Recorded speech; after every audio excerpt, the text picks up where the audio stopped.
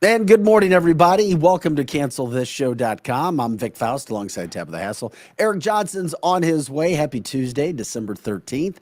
Hope everybody's rising and shining. Time to rise and grind with us. We are Cancel This. You can catch us Monday through Fridays from 7 to 10 a.m. Central Time, 7-ish. Might be moving it to 8 o'clock, Tabitha. We may be an 8 o'clock show. We'll get And it I'm together, sorry, Vic. we're We'll going to get be it an 8 together. o'clock show, I think. I don't think anybody's ready to do a 7 o'clock show anymore. Well, you know what? And Move we'll be it or better lose at it. 8 o'clock, and we'll let everybody know. But we may make that decision. We may become an 8 o'clock show, and that's all right. It's when everybody jumps in. We appreciate everybody jumping in this morning, being around, ready to go. Coming up today, if you didn't know what we do, live Monday through Friday. We also save our content. We are a podcast. And as part of that, we create original content, which you can go back and see as well. You can share that as well and catch it if you can't catch us during the 3 hours we have been doing. So with that being said, Scotty Gherkin in studio today. And we are going to have some fun over the next 2 hours and about 40 minutes. So with that being said, coming up today at around 8:15, looking forward to this interview too. If you can't join us live, go back and check it out.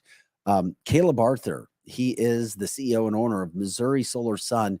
We've all seen what solar has done in the last, 5, 6, 7 years. It's become a major story. We're going to talk to him about what's happening with solar, what's going on with the business aspect of it, especially being a conservative. He also ran for office at one point in time. We'll see what it's like in the business culture of politics and making a successful business in this day and age. He's out of Springfield, Missouri. We also may have a guest today regarding the fentanyl situation, which we have talked a lot about, especially when it comes to meth. So anyway, with that being said, we will continue to keep you posted on that. Tabitha, I hope you're doing well on this Tuesday morning. Anything new in your life this morning? No, nothing new. Just a wonderful Tuesday morning. And I'm going to go back and counter you. I think we're going to be a 5 a.m. show. You would have to, you'd actually have to be here in time for a 5 o'clock show. You would not have time to do your makeup. Oh my gosh, that's funny, isn't it? And with that being said, gosh, it was one of those stories yesterday. We go over news headlines. You talked about a blizzard going across the Midwest. Yes, there's a crazy storm system heading through the country right now. We're based out of St. Louis, of course, podcasting live. We go all across the country. But we're not supposed to get hit in the Midwest, at least in the Missouri area, as far as I can see. Going to have rain through central Missouri, and then it's going to be moving up north where it's going to turn into snow. That's my meteorological opinion from what I've seen on the weather map. But yeah, I don't think here in the St. Louis area we may not get anything at all. Yeah, so that until next week.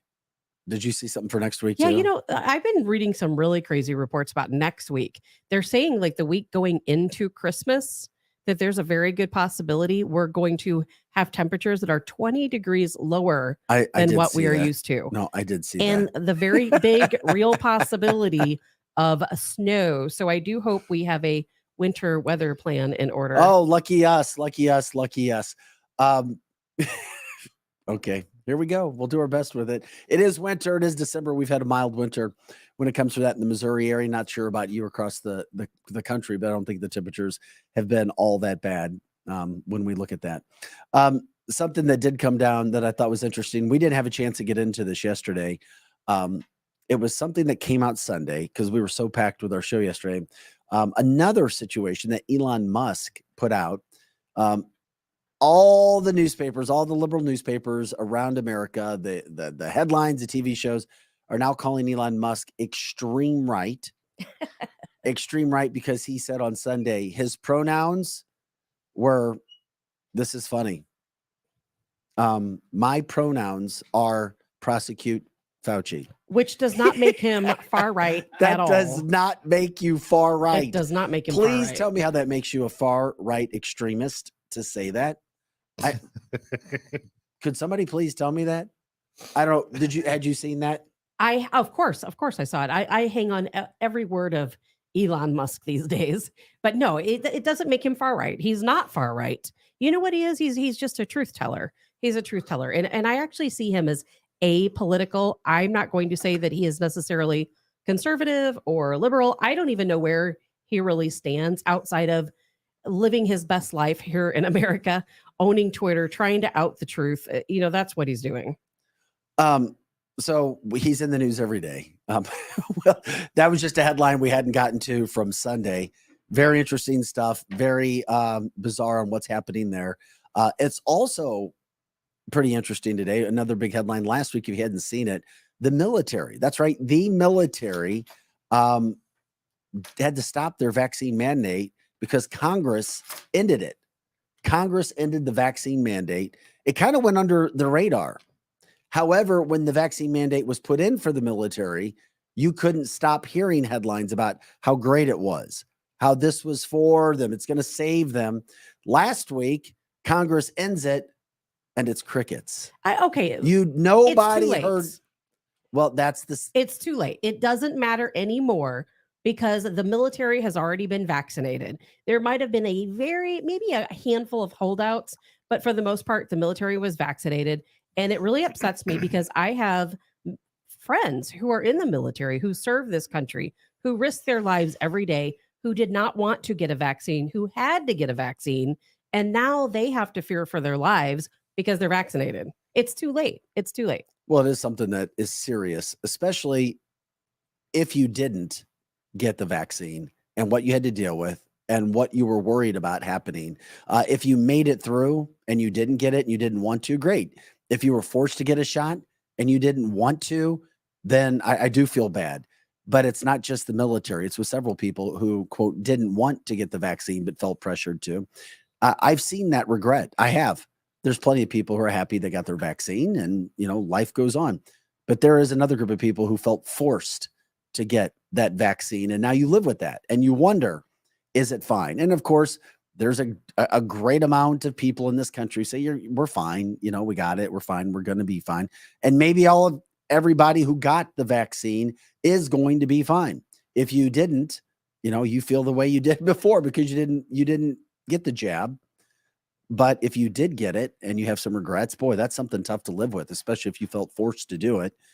Especially after we've now found out that it may have protected you, but it didn't help. It didn't help the situation of spreading it because we already knew and we saw from research and we've seen definitively getting the vaccine did not stop you from transmitting COVID. And we knew it didn't even lessen the chance. No. And we knew before the vaccine even came out that it was never going to make a difference because the CEO of Pfizer immediately said, before the vaccine was even released to the first folks, he said, this vaccine does not prevent infection. It does not stop transmission. That was the CEO from Pfizer. And just, what it was? No one listened.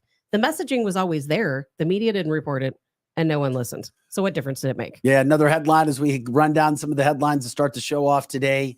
I didn't know how it could be, but allegedly a stronger, more dangerous version of meth and fentanyl are now responsible. At least that's what's being thought by federal authorities for driving America's homeless crisis. Users quickly slipping into addiction, heart addiction, mental illness that makes it impossible to function in society. We're going to be talking with the DEA this week as well to find out more. I spoke with the DEA already, and they told me that they're not familiar with anything that's, quote, a stronger meth. It's a national headline that's out there right now, but they said they would check into it. They just hadn't heard of it yet. There's a lot of new drugs out there right now. And some of them, what's really crazy, a lot of these new drugs are Narcan resistant. I don't know if you've heard about these or not. No. I am 100% not kidding you. Is that done on purpose? It is done on purpose. There's 2 new drugs out that are Narcan resistant. As we know, last year, the year before, there's been over 100,000 people that have died in this country from opioid type overdoses. And now all of a sudden we have a Narcan resistant strain of drugs going through the country. It's been found in Missouri. It's been found in Illinois. It's already here. And as we know, Narcan saves, I would say thousands of lives in this country. I talked to first literally responders every who week. use them. Every week. It's like they give that stuff out like candy. And now we have drugs that are Narcan resistant. It's a real problem. We're going to see. So that means our drug overdose deaths are going to go up significantly. Also, look out if you're shopping at Walmart these days, Wally World, there are customers that are saying, oh, we're trying to get some holiday shopping done. And guess what? We're being charged twice. It happened to a woman. And then when she brought it out, that happened to her in Lee Summit, Missouri, then other people started bringing it up saying, oh, yeah, it happened to me too. So instead of a bill being $500, the bill comes out to about $1,100. So Walmart's trying to get to the bottom of it. I guess it's a processing problem. Certainly nobody wants to deal with that. And then guess what? When you get charged that, it comes off your card or it comes out of your account. And if you have, I'm not sure how it works with the credit card. Oh, I know exactly how it works. And then if you have a debit card, guess what? It takes time for that to come back onto your account, 3 to 5 business days, blah, blah, blah, when it wasn't your fault. And then you don't have access to that money. And that's really tough right now around the holidays. There's a lot of people out Christmas shopping, holiday shopping. And if you go to the store and you're double charged, I mean, that's a really big deal. That may be all the money you have in your account. You don't have necessarily 3 to 5 days or longer to wait for your refund. You don't. Absolutely, yeah. No, it's a really big deal. So it's happened to you? Not recently, but things like that have happened to me before. Oh, it's happened to me before. It's not an uncommon problem. It happened to me at Walgreens just a couple weeks ago. I know from a sports standpoint last night, the New England Patriots, they got a victory on Monday Night Football. They beat the Arizona Cardinals. So they're in the playoffs as of now. That's from a sports standpoint across the country. And of course, we inch closer and closer towards the Christmas holiday, already December 13th. New Year's coming up as well. The search for the Idaho killers, whoever murdered the college students, that's still going on. We're still into another week of trying to find out what's going on with that. And if people don't know, Tabitha follows some of these cold cases. And I'm assuming you're still doing that in the midst of your busy lifestyle. I know, as crazy busy as I am, I still write a blog about crime. It's called Truth Tellers Blog. And I do write about all types of unsolved homicides. What is the latest? Is there anything you're specifically following?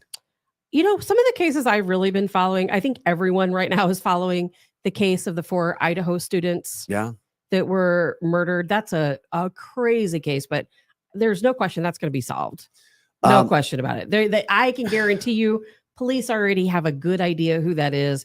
They're just connecting the dots and getting their ducks in a row. But I followed the Delphi case in Delphi, Indiana. That's a huge case. What's going on with that one? Forgive me. That's the one that back in 2017, there were 2 teens, 13, 14 years old, that were murdered out on a trail. And just recently, after all of these years, I've been writing about this case seriously since 2017. It's the reason I started my blog back then. And they finally just recently made an arrest. But with all this new DNA technology, it has changed everything. Think about this. Right now, they can go back to all of these cold cases and they can go back to the old DNA. And what they do is they go to these genealogy websites and they build a family tree based on suspect DNA. And they continue to build that family tree. So even if let's say a killer's DNA is found and he's not submitted his DNA to, let's say, Ancestry.com or GED Match or one of these other places, somebody in his family tree probably has. And it is solving crimes like crazy, even here in Missouri. It is fascinating. We got to have a day or at least an hour where we can get into more of that because it is fascinating and you've become an expert on it because you followed it for so long. It's really wild to me because, whenever this technology first came out, it started out with the top 100 cases in the country. Those cases are pretty much done. They've not only solved the majority of that 100 first cases, but thousands more. Just last week, I posted about a case. There was a woman that was killed in 1980 right here in Kansas, and her killer was just recently caught after all these years. Holding out hope. You for can that no long longer for hide. justice. That's right. Well, there are people who still get away, though. We know that. Yes, but there's do. one guy who didn't get away. Sam Bankman, Fried or Fried. Yes. Yeah, that dude built a house of cards on a foundation of deception. And his life has pretty much come to an end. I don't see how the heck he ever gets out of prison. Maybe he will. Here's the deal. He was finally charged yesterday. The Securities and Exchange Commission charged him with defrauding investors and customers in his failed crypto exchange, FTX. As sad as it may sound, something may happen to him once he does get to prison. because we know how those things go. Of course, it was a years-long orchestrated fraud to conceal from FTX investors pretty much the diversion from customers' funds to Alameda Research, his crypto trading firm. Now we're starting to get to some of the details, and we're also told he just may be the first to be charged. There's The a lot first of many. There's a lot of big names Oh, that have been yeah. involved in this, either loosely or directly. And I just feel that when I talk about a house of cards falling, we're going to see some other big names fall down. No question about it. Because you know what? Just think about it. These people, they worked the crypto like a pyramid scheme. They took everyone's money and then made a run for it. I am so glad this guy got arrested. Well, he was arrested without incident yesterday. And I guess it makes sense, Eric, where he was found. He was found not in Idaho, not North Dakota, not Minnesota, not Michigan. He was found in the Bahamas. I guess that makes sense. So he was found in Nassau. So he's going to actually appear in court in the Nassau court of the Bahamas. The deal with this little clown. Okay. And here's the deal with all of his followers that deserve to probably be blasted, because when you think that there's free money out there and you actually believe Tom Brady and Giselle and all the other superstars that coaxed you out of your cash to invest in this thing, this FTX, this is on them, because these guys were completely incompetent boobs. The entire group of people, the investors, the people who are marketing to the investors, people who believe that a cryptocurrency will take $1 and make $1 million out of it almost instantly. The whole thing is just completely screwed up. Here's the deal. Now that this little kid has been arrested, he doesn't have to testify in Congress. That's the big deal, isn't that? So it's all planned. So we're not going to know where the bodies are buried. This is like a financial version of Epstein. He is literally going to be put probably in the same jail cell. And then he's going to go through the whole Giselle thing, and he's going to be basically shuttled away from Congress to ask any hard questions. Hey, where'd that $30 million? Where'd you put all that money into all these races? And then how are we going to get this money back for some of these investors? You're not. This is a dead issue. We saw this happen before. Yeah. This kid got a bunch Bernie of Madoff, the same situation. This kid got a bunch of senators elected because of the money that he spent.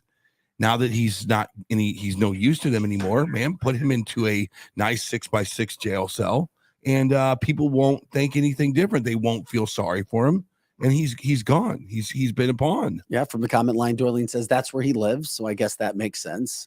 Lizzie says it's all planned. He will be in Camo Cupcake in no time. Man, it is sad though. Scotty Gherkin is to my right. He knows more about life than I do, so I always go to him. That is so untrue. It is so true. Look at you. You're playing the pageant, and I'm playing at Brewski's. Is there? Hey, we only got 5 songs, and we went first. Right. So what? You still got to eat the catering. These crypto things, you subscribe to them, or you kind of like? I did it in the very beginning and made a little bit of. I got out really quick. I was in it for about 4 days. Because why? Because of all the hype. I jumped in and boom, got out within 3 days and made some money. And I never got back into it. But the problem is, we all know with crypto, or maybe you don't know, it's unregulated, and don't trust it. And even our friend, even our friend of the show, and I was surprised to see him become so outspoken about this. But Ron Kraszewski, the CEO of Stiefel, who's joined our radio show for 3-4 years. Yeah. And we'll try to get him back on the show. He has recently come out publicly begging for the crypto industry to be regulated. Well, because he was tired.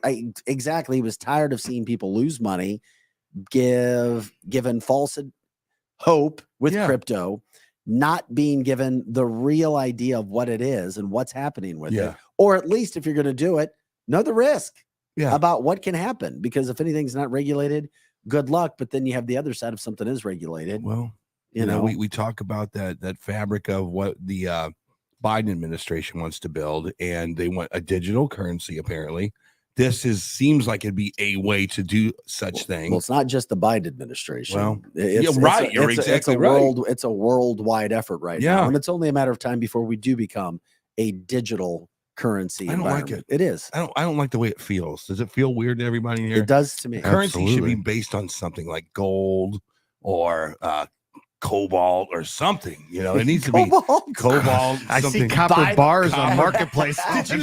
Did you hear about that? Yeah. Anyway, go ahead. By the way, we've talked about it in the past. If you didn't know, cobalt, one of the largest reserves in the world, is in the heart of Missouri. If you get down in the See, area, exactly. I'm always thinking of us guys. You know, we had a guest on in the past who owns those mines, and you know, it's so big. Who knows? It may go public before you know. Excuse me, because coming in late to the show, I have a question.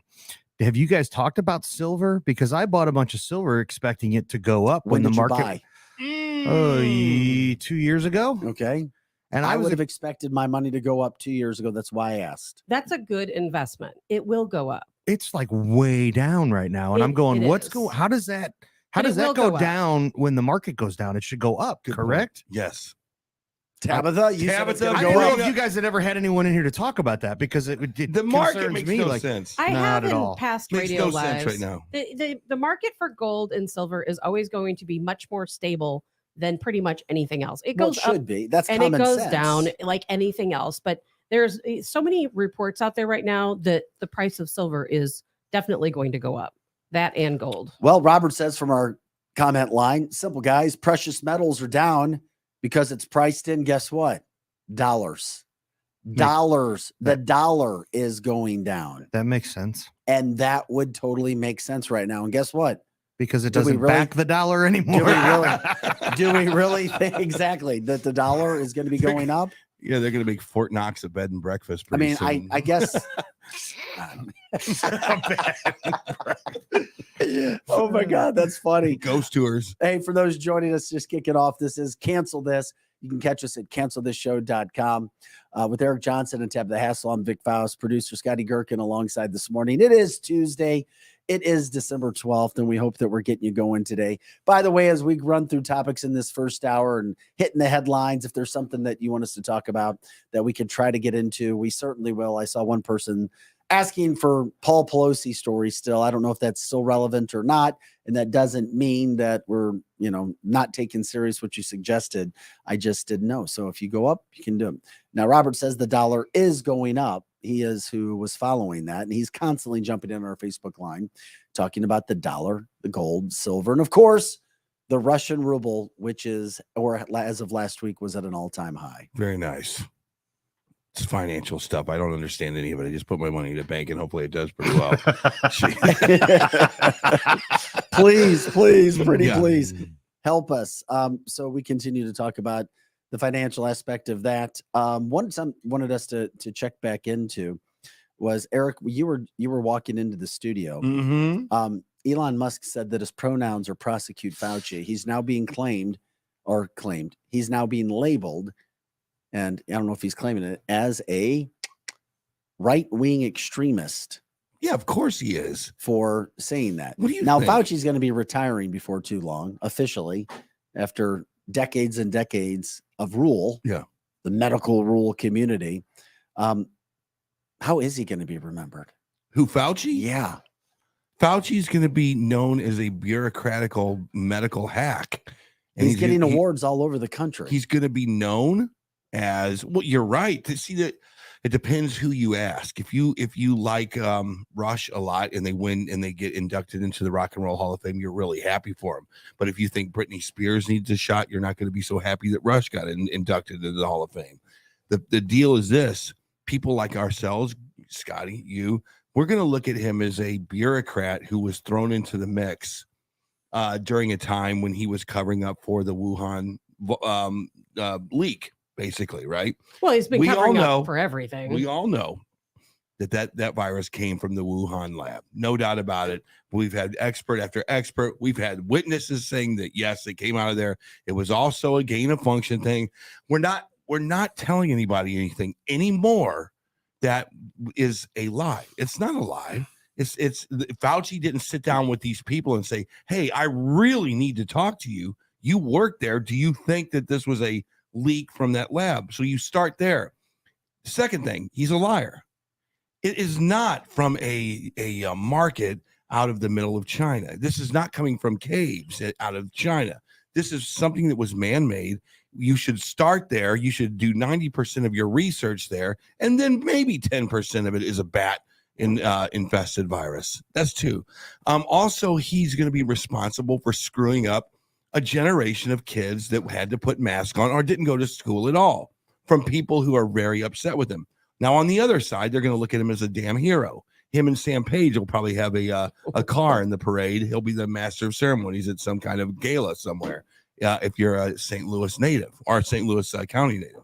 So he's goodbye, good riddance. Hopefully we can cleanse ourselves of this. A lot of people are pissed at him. I know that I didn't appreciate the way that he handled it. It looked like they were trying to do it when they was in the Trump administration, but then as soon as the Biden administration came in, you really saw where his his colors were. Because then all of a sudden he was free to be himself. While Trump was in office, he had to tamp it down and at least act like he was trying to listen to Trump. And speaking of Trump, and then there's one guy who became very popular because of Dr. Fauci, and that was, of course, Ron DeSantis in Florida. He used the whole situation, in my humble opinion, and Dr. Fauci to propel himself.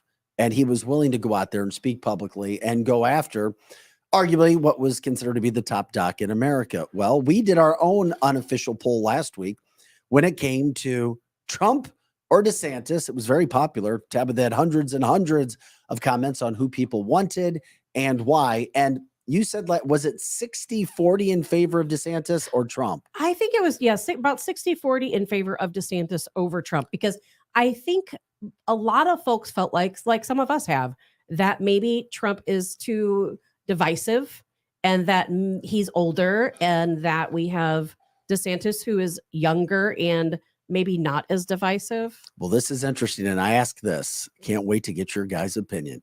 Well, we now know right before midterms, Trump had a commanding lead, at least on the polling that was done within the Republican Party of who they'd like to see run for president. We did our official polling, Tabitha's unofficial polling, 60-40 DeSantis. Well, now the USA Today Suffolk University poll was just confirmed. They did that, and guess what it says? What? By a 2-1 margin, Here we go. GOP leaning voters say they want Trump's policies, but guess what? They want somebody else to bring them forward. Yeah, that makes sense. Not Donald Trump. Why is this in any way? 61% of those surveyed by USA Today, the Suffolk poll, and it's usually a pretty fair poll. It is, at least in the past, it was, at least in my 24 years in local news.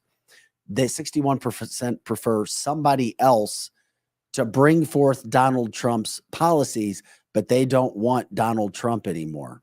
And 2/3 of the Republicans say that they want to vote for Florida Governor Ron DeSantis. Yeah, there you go. I guess you have to direct this right at Tabitha Hassel, because someone like myself goes, why is this controversial? Let's move on to something next. What's the next topic? Football? Okay. No, but this seriously. You know what? No. Why is this an issue? Here's why. It's not an issue, but it shows a divide within the Republican Party. Does it? Yeah, because it's Donald Trump.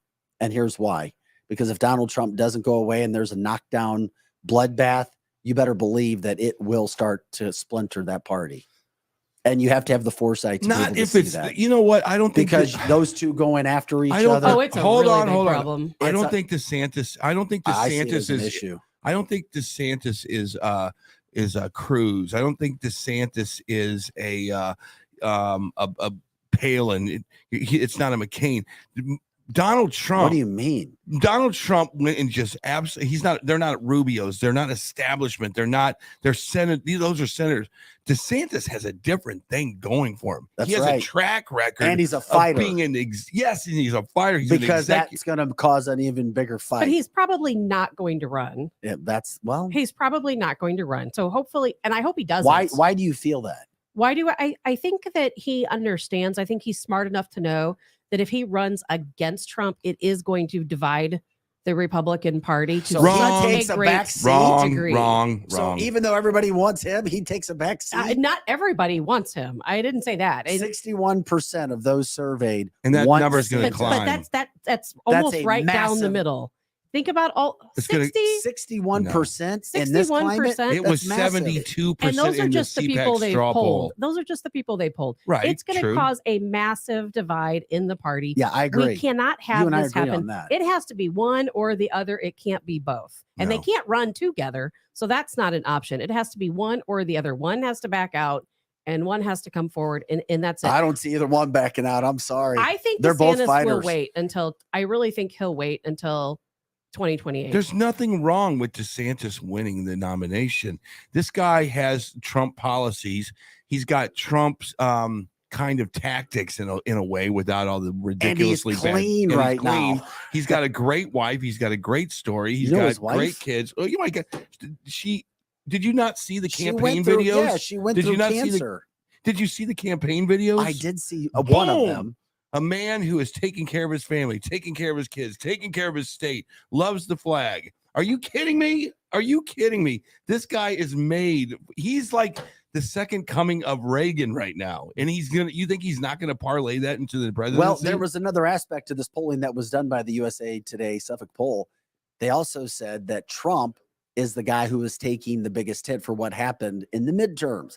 He is Yes. taking the fall for the lack of red wave that occurred. Yeah. Oh, so he puts that on his shoulders, and guess who didn't have to take the bear of that? your country It was Mr. DeSantis. Your country's gone here in 8 days because Title 42, the law that sent illegal immigrants back to their country of origin, I guess, is now going to be gone. There will be 46,000 people sometimes a day crossing our borders. You don't think that's orchestrated for a reason? That is an entire electoral block. That is a demographic coming across. There's so much crazy stuff. We don't even have time on this show. Cancel this to run the gamut of things that they are doing to destroy this country. I mean, it is unbelievable. Who's they? The left wing media. Always say the they. left wing media. Look, it's funny. I'm so saddened that you cannot look at our major networks, our major local networks either, and not call you guys left-wing media. That's so damn sad to me. You can call those guys and local media and national media left wing. There's nothing wrong with that. Okay, well, I didn't want to. I didn't ever think it was the case. I mean, I was naive and blah blah blah, but I'm sure a lot of people. If you're not covering all sides of a story, and you're only covering one side, then yeah, wear it. Yeah, you have to wear it. Yeah. But they'll tell you that they're not left wing. They'll tell you that they're fair. They'll tell you that they're covering all sides. But I've said this before: they don't have resources, they don't have money, and you've got to have an equal amount of producers and leadership. I don't mean that are not worried about covering the full story. That's a shame. But that happens every day. That's a shame. And it's coming to that story that we do. What was it the other day I saw? News. What was it the other day? A local news person. They were identifying some guy. It was like some guy just won an election. The election came in, and the news report, the Vic Faust of that city said something like, Jack, blah, blah, blah, whoever, a cis white man. I was like, what? What do you mean a cis? A cis white? It's that the binary crap. It's the. You got to be kidding! No, it was the what? It was the Vic Faust. I can't remember. It was someone. It was cis white man. A cis white man just won the something board position in some city, and it was the first time. There's no way this was in St. Louis. It wasn't in St. Louis. It was on TikTok. I saw it on TikTok, and I was like thinking to myself, they just used one of those non-binary words to describe someone. But and cis I was like, is a binary word because cis, I believe, means you're straight. Okay, now somebody can correct me if I'm wrong, but I think that cisgender means you're straight. Yeah, it was like the first cis white man to win the seat for some years. I was like, okay, I'm just shocked that was. No, I'm just shocked that was said in the news report. It's like it's starting to. I don't know. I mean, we grow and do we grow? Is that growing? I don't know. So growing, calling somebody a cis white man, when they win an election is no, because I hate the titles because then you have to call somebody a cis black man, then you have to say a cis Latino. Why do we have to have any of these? That's where the problem is. And you can't just put it one way. You guys are feeling my pain apparently, because I was asking the same questions, but I think this country is well on a slope. Downward it's slope. That slippery slope we started decades and decades and if ago. DeSantis doesn't win this thing, I'm afraid your country is not going to look the same in about a decade. As opposed to Donald Trump. Well, why would you say that, Eric? I just think that right now is this time, and we need to talk to younger people on this show, but it seems like to me, and I always try to figure things out. We're at a time when you guys, the media is going to say cis, and you guys are going to use all those non-binary words. You're going to see a lot. We're going to start to feel comfortable with the things that we aren't feeling comfortable with right now. Well, that makes sense. Well, we got to get rid of the pronouns, first of all.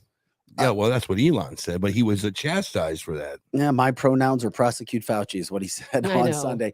The final parts of that poll that we were talking about, the USA Today Suffolk poll, were, and it's always interesting to see how they did it, because I'm curious if anybody's actually been polled.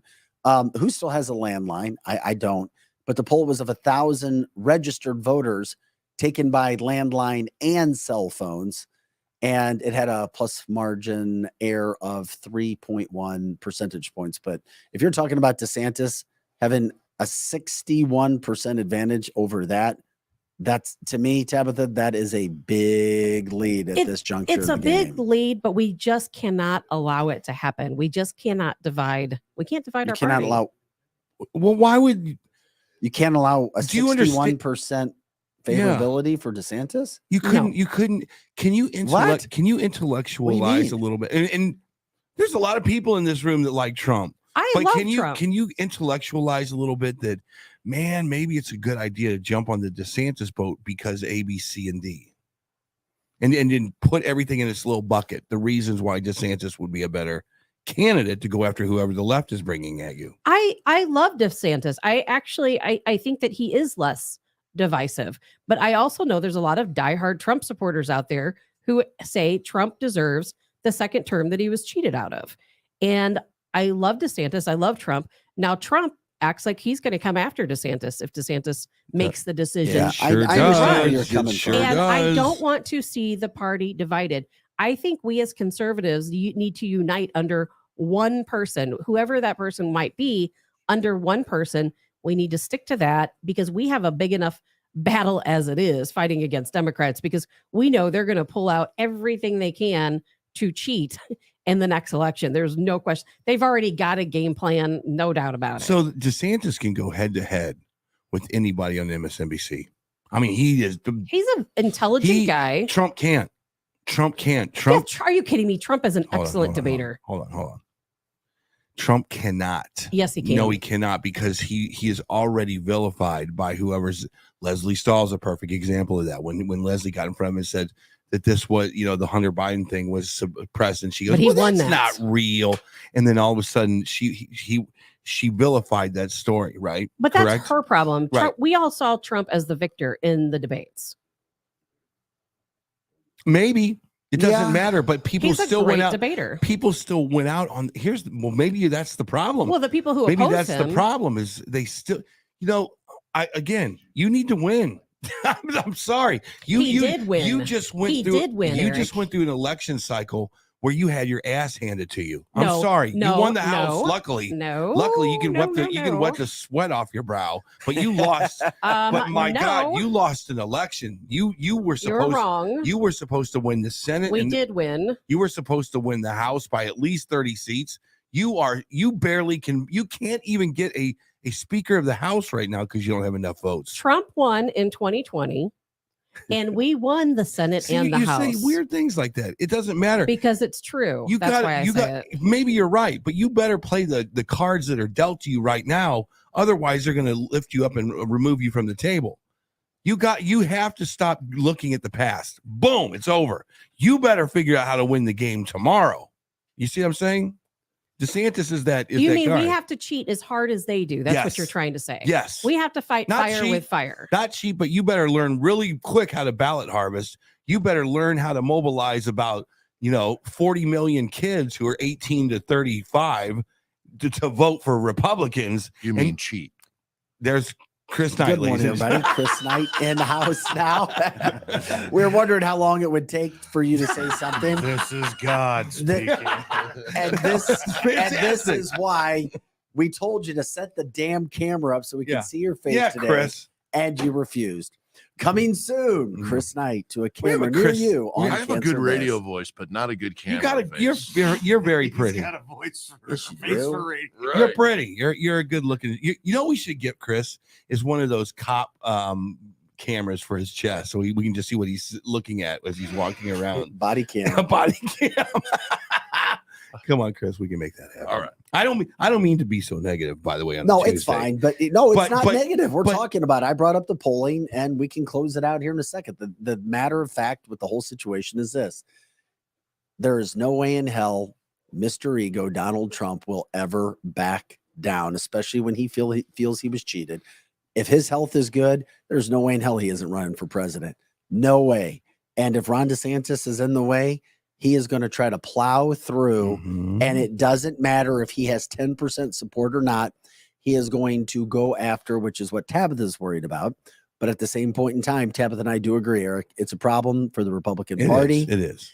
And there is definitely a divide. But right now, the golden boy, it isn't Donald Trump. It's Ron DeSantis, who is yet to face some of that hardcore national scrutiny when he is the sole person in the spotlight. So Yeah. we'll see where that goes. You know, it's the policies. We need to elect the policies that are going to save the country.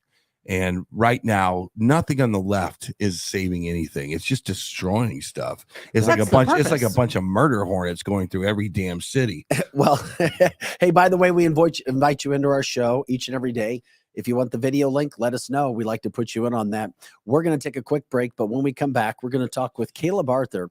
He is the CEO and owner of Missouri Solar Sun. We're going to talk about the solar industry. It's been fascinating what's going on and what it's like to be a conservative business leader and what business leaders, major business leaders like Caleb think of what's happening in politics and where they see our economy going, not only for business owners, but also all of us as we try to figure out what's next in life, especially from a financial standpoint. This is Cancel This. It is cancelthisshow.com. You can go there and check out all of our podcast original content. We've got Scotty Gherkin in the house. Chris Knight, they're running the boards, the cameras. It should look pretty damn good. Eric Johnson's here. Tabitha Hassel. I'm Vic Faust. We'll be back with more. Share the show if you like what we're doing. You can catch us at Cancel This. We are also on Facebook. You can go to cancelthisshow.com and click on where to stream, and we have your options for you, whatever flavor you choose. We'll take a quick break. Don't go anywhere. Back right after this.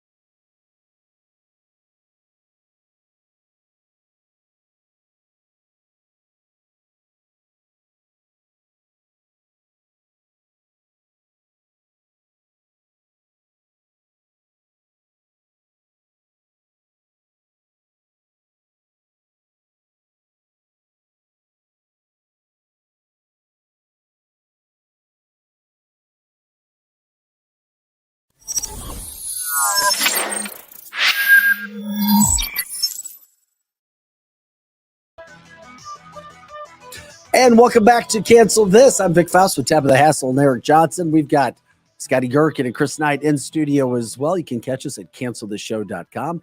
Of course, share the show with whoever you want to. We do this live podcast Monday through Friday, 7-ish to 10. If there's a topic or somebody you want to see, let us know. We do news, headlines. You've got your politics. You've got your society and culture. At the heart of it is cancel culture education. I'm starting to get some text and emails and some messages about some stories that we should be covering when it comes to people being canceled for whatever reason, which could just mean how people are not allowed to say what they want to say, or they face some sort of repercussion for trying to explain things that may not be allowed because of what we have seen happen with, quote, cancel culture. And it can happen. Thanks for jumping in. 8:03 is our time this morning. And of course, share the show if you like what we're doing. Share the show. If you want a video link to join the show, we invite you to jump in and do that as well. Next guest that's going to be coming up here in just a moment or so is Caleb Arthur. He owns Missouri Sun Solar. I started to see things happening with solar, I don't know, 4 or 5 years ago. Yeah, go down Highway 70 now. You see solar all over the place. And and you can it's see ugly it. As hell. It is. I'm sorry. It is an ugly technology. It sucks. When I see a multi-million-dollar house and has those ugly panels on the top of it. You think they're ugly? Vic, I mean, that's all subjective. What do you think? No, I don't. I'm fascinated by it. Are you really? Yes. I always look at it as, man, those things are going to be rusted laying in a field somewhere in about 10 years. You mean like the electric car batteries? It's going to look like a bunch of Model Ts. Did we ever figure out what's going to happen to the electric batteries? No, we have not. But I'll tell you what, that's a bigger problem than nuclear waste. I'm telling you what, man. Where are you going to put all that spent fuel from China coming over to the United States? I'll tell you what, this alternate technology sucks. It sucks. Have you ever been to California and seen the wind farms out there? Have you ever been to California and gone down the highway and seen the wind farms? Well, I've seen the wind farms when I was in Palm Springs. Yes. And yes. I was driving from LA out to Palm Springs. Yep. And I love Palm Springs. And you know what? I guess it's fascinating, but you know what? It's fascinating. Ugly. You know, so are a lot of things, though. But so are a lot of things. I know, but the point I'm making is some of those turbines that spin up and they create energy, and there's hundreds of them, right? There are hundreds of them in Southern California. Most of them have oil leaking out of the bottom of them. A lot of them catch on fire. I didn't know that. Every 10th stick out there that has a fan on it is on the ground because it blew up. I mean, it is disgusting. It doesn't help anything. It's more of a problem than it's worth. Illinois is the same way. This is just an ugly technology. It's not ready for prime time. It doesn't matter. We just figured out how to make fusion power yesterday. Did you read about that story, Tabitha? We now can do. We've been able to do that for quite a while. Yeah, but fusion, you can now, they say, power your house for 100 years. Bill Gates came up with that. With a little cup of hydrogen. Yes. Let that sink in for a second. We talked about this with cars last week. No, yesterday it just came out. Yeah, yesterday. But we talked about the hydrogen cars last week. That's a different thing. That's a different thing. This is like fusion energy, the technology. Well, yeah, Bill Gates, as a matter of fact, Bill Gates just talked about this last year. He came up, remember they had that artificial sun that actually rose over China. Do you remember that? I do not. They created. This is Conspiracy Friday stuff. No, it's actually true. You can look it up. They actually created a fake sun that rose over China, and it rose for what was it? I think 60 seconds or something like that. And no it was idea nuclear what you're fusion. I'm scared of Look what you're it up. saying. It's crazy. I'm scared the of technology. Was it a black hole? Crazy. No, it's nuclear fusion. It's all this weird technology going on right now. I mean, I know we're getting ready to talk to an expert and I'm probably completely saying the wrong things to a guy that owns a solar panel company. But man, it's like all this stuff that's going on right now with the CERN and the fusion and this new energy. It makes you wonder, does the United States government know that we have some powerful stuff on the horizon that has nothing to do with fossil fuel? That is the big question. Well, first of all, there's no such thing as fossil fuel.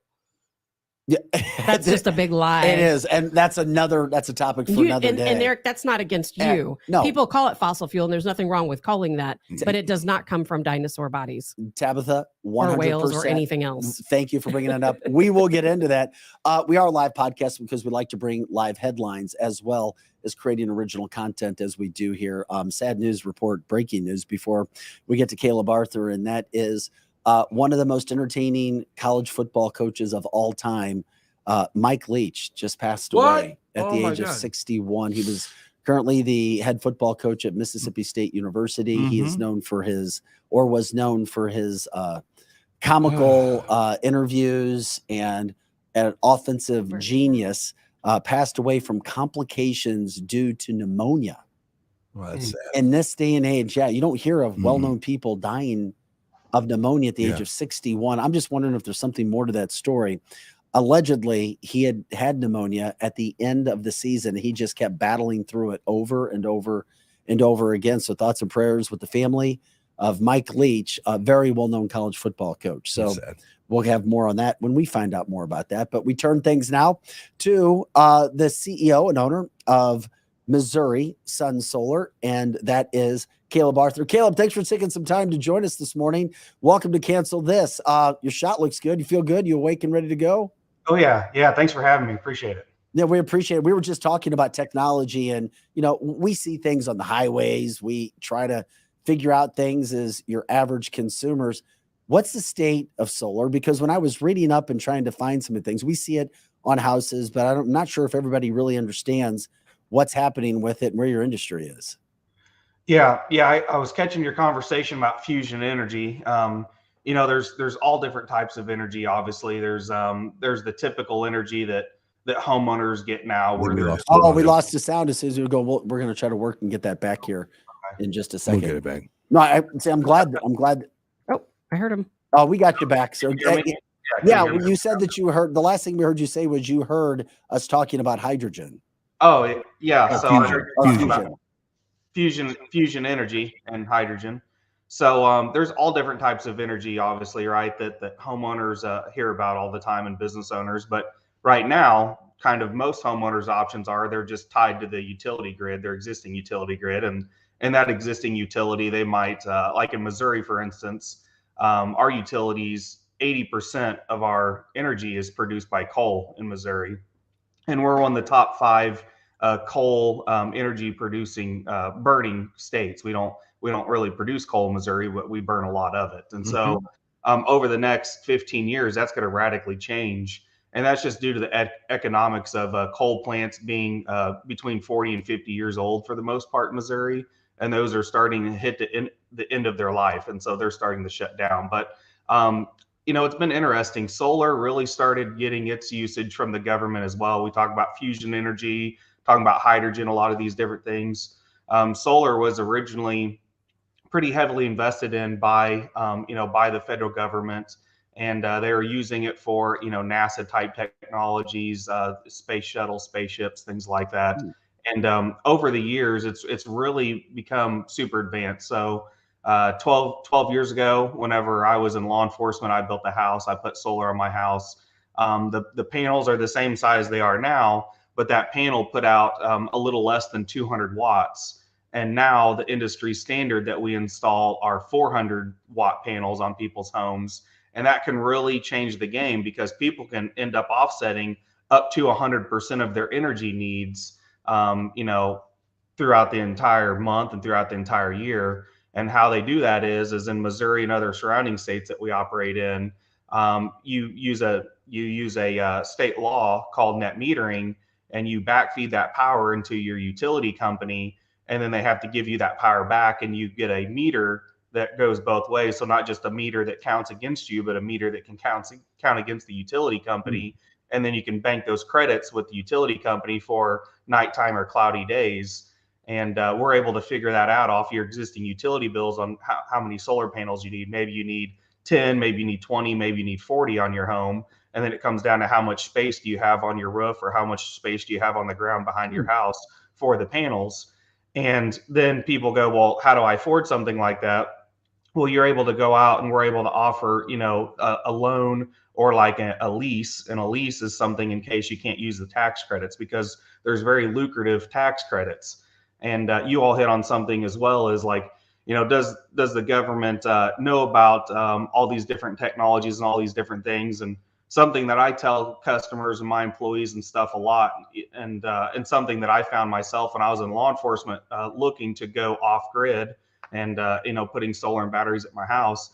I was a little surprised that the government allowed me to take a tax credit on solar, and that they allowed me to have these mechanisms where I could go off grid, and that they allowed that, because this seemed like one of the few things that I could do to kind of get back at the man that I felt was taken advantage of, like middle class Americans. So it was very surreal to see something like this loophole that exists in the economy, because it seems like most of the time it's kind of rigged against middle class Americans. And so that was something pretty exciting for me to see. I love it. It's an interesting concept. I remember solar panels came out in the 70s ish. I remember seeing them back then, and I remember they used to, in Seattle, they used to put water baffles on your house so you would have hot water. They use the roof for everything. Very interesting. Can you? I don't know much about the technology, but if you put solar panels on your house right now, can you pretty much disconnect from Ameren or your local utility company? Is that possible, or is it something where it's just a percentage of the utility that you need to still have? Yeah, for customers that want to invest heavily into battery technology like Tesla Powerwall and things like that, you can completely disconnect from the utility grid, but you have to live in a different state of mind. Like, you want to go camping, you want to live off grid, things like that. Most people don't want to live without all the necessities in life. So what we do is we leave people connected to the utility grid. And like in the instance for Ameren, when people connect their solar to the utility grid, they actually get a cash rebate from Ameren. So you have to stay connected to the utility. Now, that doesn't mean that they get control over your system or anything like that. Like, you still independently own your solar system. They don't get any rights to it or anything like that. And we also can still install a battery system along with that. And if Ameren's utility grid ever fails, as soon as their utility grid fails, your battery kicks in and can run some of the loads in your home or all the loads in your home, depending on how many batteries you have. And what's crazy about the technology is, over the last few years, you could just use Tesla Powerwalls, and they were just batteries that were stationary at your house. But for the first time, we now have a new Ford Lightning, the all-electric truck, that we've installed this charging power box at their house. And usually you can just install a charger and plug your car in, your EV car, and it just takes power from your solar or the grid and charges your car. Well, now the Ford Lightning truck can power your home during a power outage. And instead of having, $30,000 worth of batteries that you leave at your house, now the batteries are built into the battery pack of your vehicle, which the battery pack of the vehicle is 3 to 4 times the size that we would sell somebody for their home. And the Ford Lightning truck has a big enough battery to run the typical home like 4 days off grid without any sunlight. I absolutely love it. I just invested in solar power myself through my local utility company. It's something that they were offering through Ameren that I did, and they don't have it all set up yet. So I'm really excited to get started. But solar power is the way to go. Look at the new Tesla cell phone. It's powered partially by solar power. It has a solar panel on the back of the cell phone. It is the most efficient way to go. I think it's the most user-friendly way to go. And I'm really excited about what I'm seeing coming up in the way of solar fusion. It's pretty interesting. Yeah, no, it's pretty wild. They've been talking about fusion since the 60s, and they might still be another decade away, but it's going to be our answer, right? It's coming. It's coming. It really is. What were you going to say, Eric? No, I mean, I thought we could wait till later, but if you want to do it now, it's yesterday. Some group of scientists came out and said we have now perfected fusion energy, and then the next line in the report said, now you'll be able to power your house for 100 years with a cup of hydrogen. I have no idea what that means. It sounded great from a marketing standpoint. It was it was like Bloomberg or something like that, and I was like, okay, this is legitimate. Do you have inside information on this technology? Is this something that you'll be getting into in the future? And then, because a glass of hydrogen is a lot prettier than a bunch of cell panels on your house. Yeah. So it is something that I watch. You know, it's something that I read about quite a bit. There's even with the new Infrastructure Act that got passed, there is a lot of money. I was reading here that there's out of that 370 billion of new subsidies for low carbon energy. That they're even thinking that there's going to be a chunk of that money for, you know, hydrogen fuel breakthroughs, fusion energy, things like that. And the one article I read that the fusion power stations, the stations that can harness this energy, they could still be a decade away. So, you know, anytime once you create something, a big breakthrough like this, you still have to build the infrastructure and the parts and pieces to go with it. But this is a heck of a breakthrough. I mean, this is what could help transition us away from fossil fuels once and for all. And whether you believe in climate change or not, we have pollution problems, we have issues. I mean, Ameren has issues with, you know, their coal ash ponds. Every time it floods, it goes into the rivers. It toxifies the waters. How do you have asthma around St. Louis from the coal plants? Well, you're just talking about the pollution, but how does the United States government and the local governments, how do they justify giving up the energy industry? That's a ton of money that's going to be going out the door. How do they eventually, when they have solar panels and fusion energy and all this reusable stuff, how are they going to replace that money as far as taxes go and whatnot? Well, what's unique about the United States that most countries don't have. So you think about like Germany and these other countries. Germany started transitioning to renewables, and some of these other countries did. Japan went the nuclear route, and Japan had some nuclear issues a few years ago, and that's not been so good just because of how they were built. But a lot of times the grid and the infrastructure grid for the utilities is controlled by like the government. In the United States, it's very unique to where just in Missouri, we've got like 3 big investor-owned utilities: Ameren, Evergy in Kansas City, and then Liberty down here where our headquarters is at in Springfield. And then you've got all these rural electric co-ops, and they're independently run and owned. And then you have the city municipal grids, and here in Springfield, we have the largest one, City Utilities. And they're all independently owned and ran, and they all make independent decisions.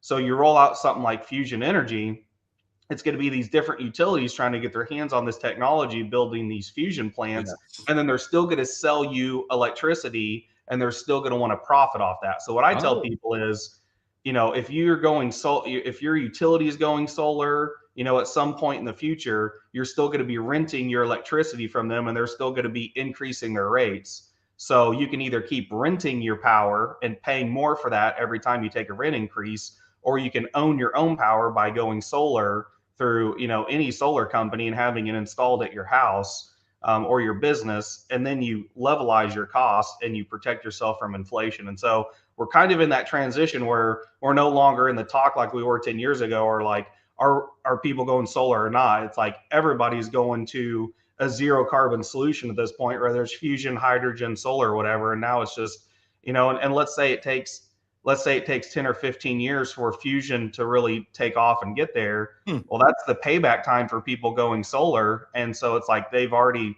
locked in their rate. And how I've always explained it is, if you could go back to when gas was $1 a gallon, and you could pre-buy that gas at $1 a gallon for the next 30 years, would you do it? Yeah. And everybody goes, yeah.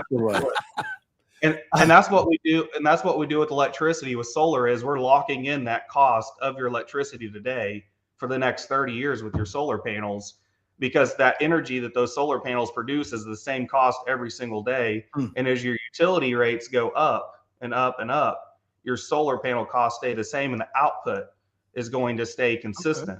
Well, I think so that's the thing. That answered one of the questions that we had from one of our viewers. Another question: so what is the approximate startup cost, Caleb, to get solar on your house right now in this country, Missouri? Yeah. So, you know, a lot of times people, if they're looking at cash, they can be anywhere between $15,000 and $40,000. And I know that's a huge swing. There's a lot of things that go into that. If you have a small square footage house that's very efficient, you're going to need a very small system. If you have a 5,000 square foot house with an $800 to $1,000 utility bill, you're going to need a much larger size system to offset utility bills. So what we've had to do over the past 10 years is people just can go to our website, you know, ussunsolar.com, and we can just generate you a free proposal. Now, a lot of times, those proposals take a little bit of time. We have to know usage of your utility bills. So we try to look at your last 12 months utility bills to lock in your usage. And anybody that's going to be quoting you solar needs to be looking at your last 12 months usage, because that's going to tell us your ups and downs of your power usage and tell us exactly how many kilowatt hours you're using.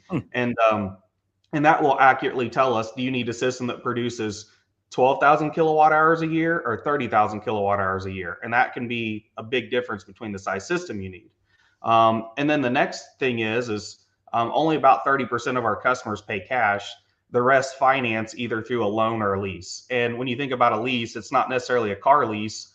Our leases that we do are owned internally by Sun Solar, and I own those. And we do that because there's a 30% federal tax credit that comes with solar. And sometimes middle-class Americans can't use those federal tax credits so easily. And so I sell those credits to investors, and then I just lower that monthly payment on the lease payment. And then at the end of the lease, we have a small nominal buyout for the customer, and then they can own the system, but they can buy it out at any time after 6 years. And so we came up with that about 5 years ago, just trying to figure out how to help customers that couldn't utilize the tax credit, because I just kept getting time and time again customers going, okay, I can look at doing a loan, but if I can't utilize that 30% federal tax credit, it makes my loan payment an additional $30, $40 a month and makes my payment higher than my existing utility bill, and solar doesn't make sense for me. And so I seen other states, big states, California, New York and stuff, they had these, what they called purchase power agreements, which is like a lease. And we had weird, unique laws in Missouri, of course, and so I met with some attorneys and some different banks, and we came up with something that was really unique that we were able to help our customers with. And now about 20 to 25% of our customers pick a Sun Solar lease because, I'm on the hook for all the liability at that point. And really, I just play utility. I'm just coming in and putting panels on your house, and you get a levelized payment that comes to us versus your utility company every month. And I just virtually became your utility company, and you still pay a connection fee or whatever the remaining electricity bill is to your existing utility company. Hey, Caleb, a lot of people on the comment line are talking about cost, because I see a ton of comments where they're saying, and I want to make sure that I have a feeling that they're just not thinking about this correctly, because they're saying, well, it sounds like this is too expensive. It's not going to make sense for me that by the time I get all of this paid off, I'm going to be 90 years old or gone. And I know that none of this can be correct, or you wouldn't be here talking to us. So can you make it make sense to our listeners how this actually benefits them, how they're actually going to save money and not end up spending more money?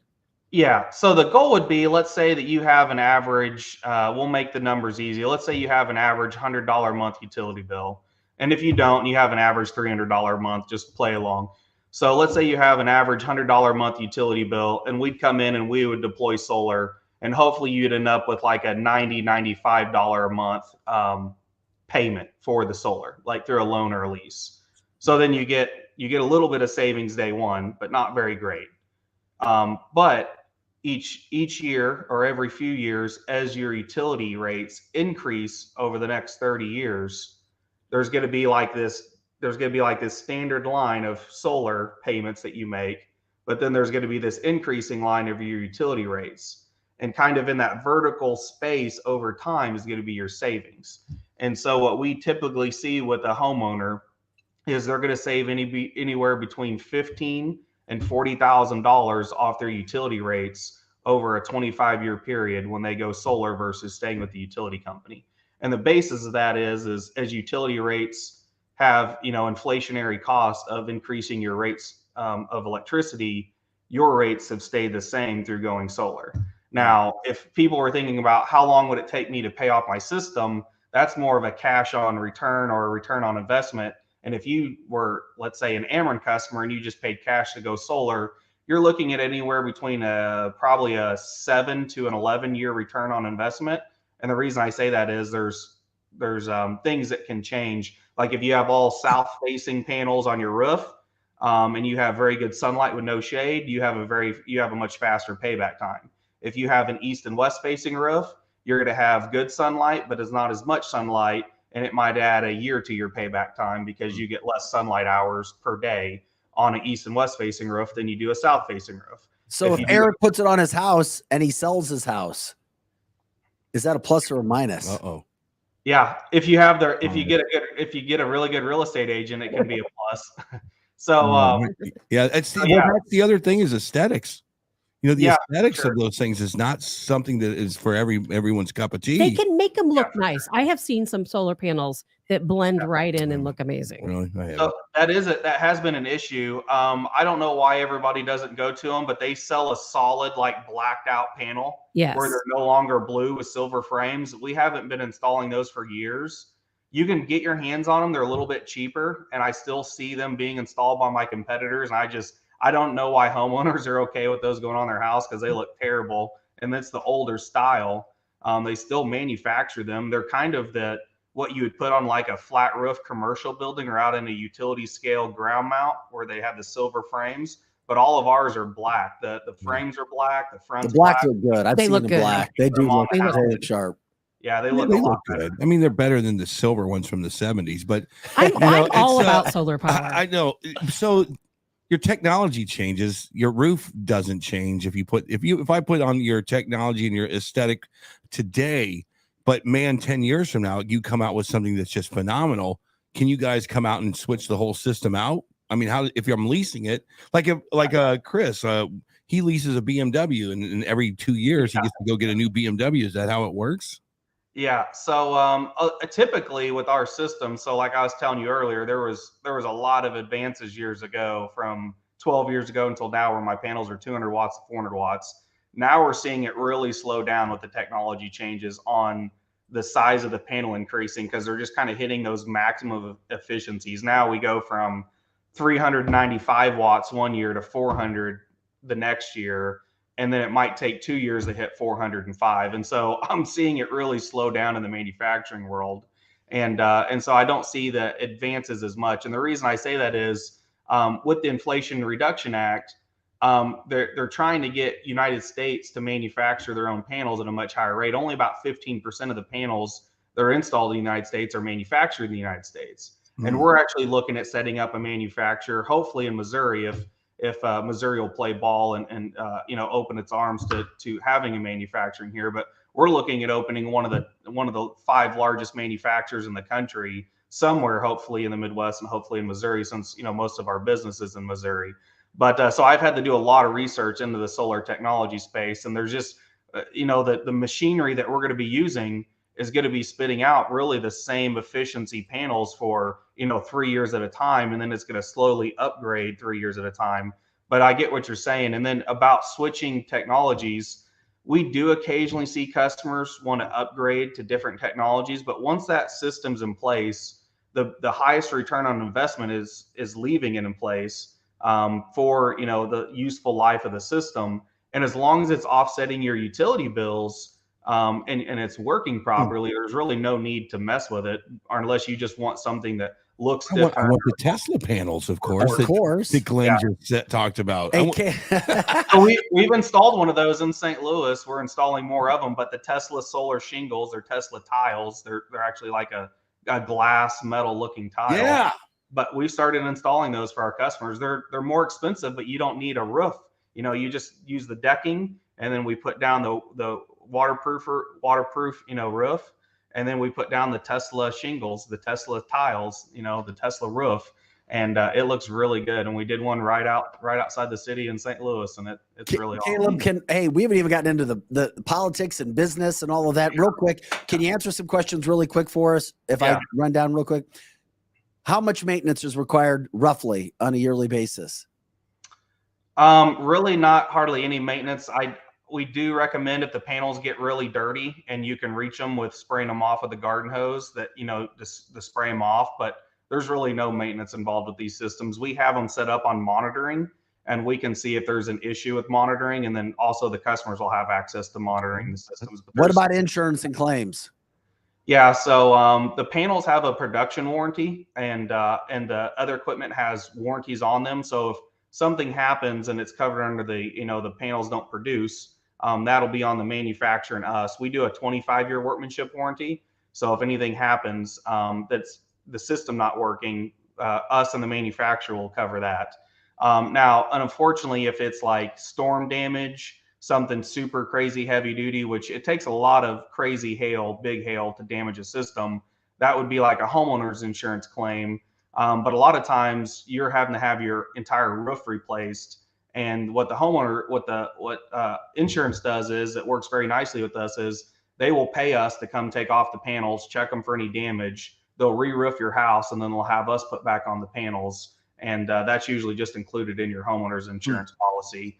And you do want to check, but we rarely see people even take a rate increase when they put insurance on their home. But if you do see a rate increase and it's a big one, I would shop for different insurance carriers, because it's not common to have a big jump. So Interesting. So, no, I'm just wondering, we just if you could talk a little politics with us right now. A lot of people right now are in 2017, for people who don't know, Caleb ran for the state senate for a while too. So I know politics are a big deal for you. I think you're trying to fill a void. We're seeing our government deplete us of our own natural energy. Fossil fuel is what I would like to call it. I would like to see us overproduce fossil fuels right now while we're transitioning to these new technologies. How do you feel about that? Do you feel kind of the same way, that maybe we're jumping into this alternative energy world a little too fast? Would you like to see the United States become energy independent again for a while? Yeah, I'm obviously torn, right? Because having energy independence, having access to these fossil fuels makes us a world dominating power and makes us more untouchable, right? I don't like the fact that, we all live in this one this one dome of one chunk of air, like we all live on this one planet, right?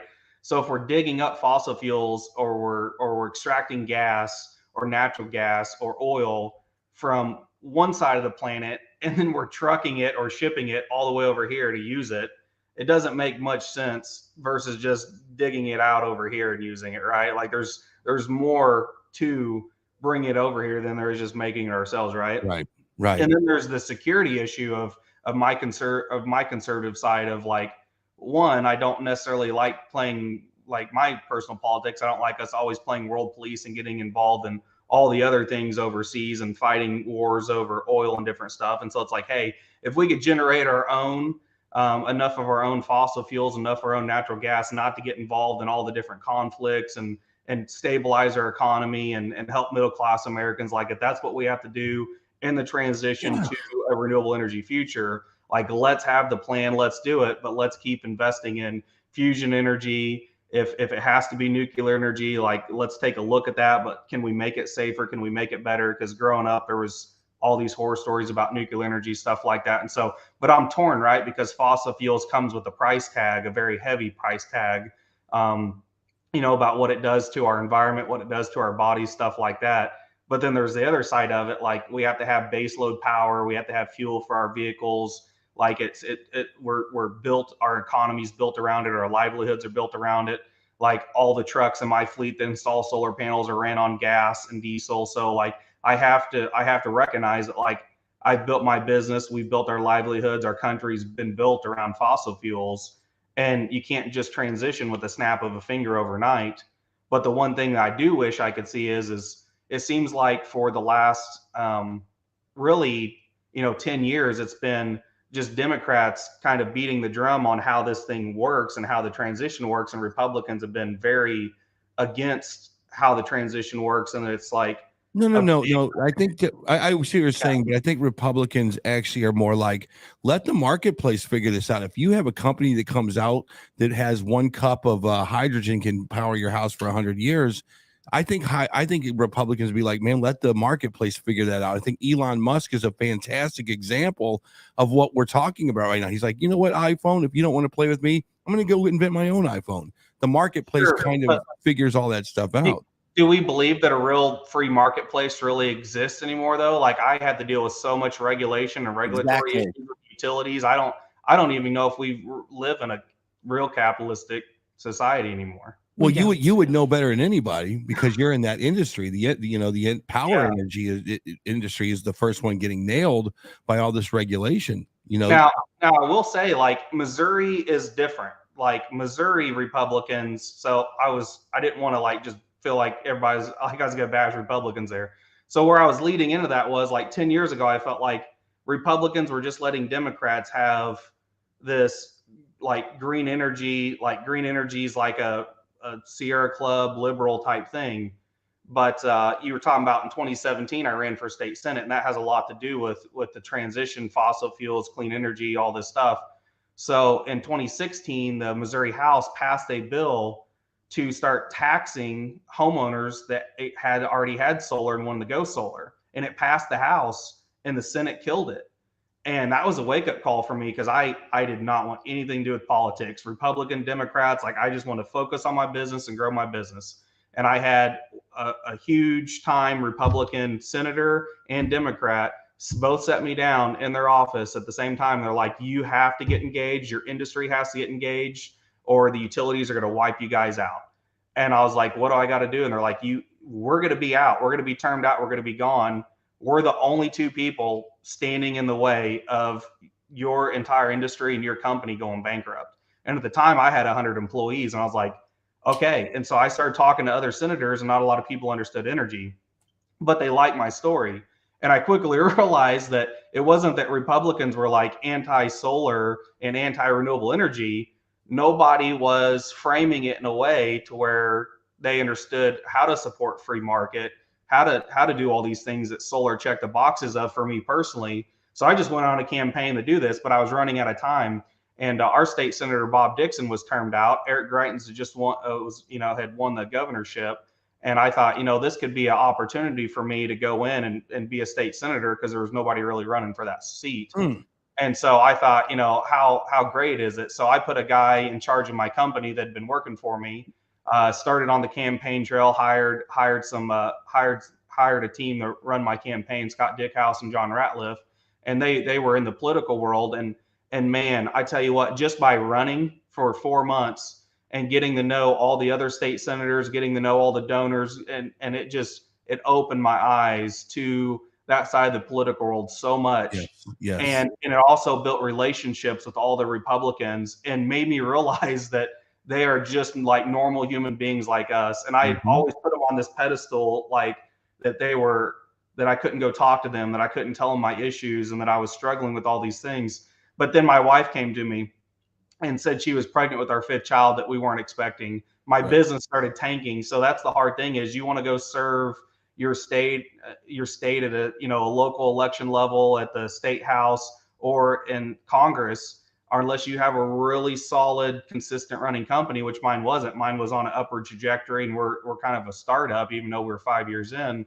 My company was flatline and declining, and I was like, if it stays this way, I could end up losing everything and all 100 employees at some point. And so I had to make the hard decision of exiting the state Senate race. But we had two Republicans fighting out in the county district against each other in a primary, Lincoln Huff and Eric Burleson. And so by me leaving the race, Lincoln Huff came over into the district I was in, and they both became state senators. And now Eric Burleson won the United States congressional district down here. And so it seems like that was a good move, because everybody's really happy. But that also got me heavily, heavily involved in politics. And then, it just kept going from there and there and there. So to kind of finish out that, I happened to become, acquaintances with Governor Mike Parson when he was lieutenant governor, right after he became lieutenant governor. And I kind of known of him, but never, one-on-one with him. And after he became governor, his staff approached me and said, hey, the governor's interested to see if you'd want to set on a state commission. It's called the EIERA. And it's this, it's kind of like this quasi-governmental agency that plays as a kind of a bank for water, wastewater, and energy. And I thought, well, that's interesting. How can we utilize this to create like an infrastructure bank for, more energy things? Because if utilities are going to need investment in, fusion, how does that get funded, right? Because if the federal government doesn't cut a check, who can? And so our authority, the EIERA, has did over $8 billion worth of loans through this state agency, this quasi-governmental agency, since the 70s. And it's been wildly successful because we use the state's bond rating. So he appointed me as a commissioner, and then the other commissioners ended up voting me as chairman. And I've been doing that for 3 years. And so I feel like there's other ways I've been able to give back, to Missourians and really help this. Well, now this Infrastructure Act passed, and here comes all this money for the state of Missouri on how to update its infrastructure and how to update its electrical grid and how to transition to renewables and all these different things. And now a lot of that money is going to come through these state agencies. And I've been working the last 3 years on how to update our energy policies and get everything ready, because, the last thing I want is, one, I don't necessarily like all the different government handouts and putting us more $1 trillion in debt. Like, I don't like how our company operates at that level, because I don't know how we ever get out of the hole that we've created over the last few generations. But if the money is coming and it's going to be handed out, I think the best thing we can do is invest it wisely, create a return on investment with the taxpayer money, and not just squander it and give it away and let people just, corrupt people just take it and steal it and do whatever they want with it on their pet projects. Yeah. Well, I think Governor Mike Parson has proved that he's a very intelligent man and makes a lot of good decisions with putting people who know what the hell they're doing in good spots, at least in the state of Missouri. I know we have listeners all across the country, and you're breaking down what's happening in Missouri, and we're glad you're in that position from where you are. Can we put you on the spot since you like to talk politics? Yeah, go ahead.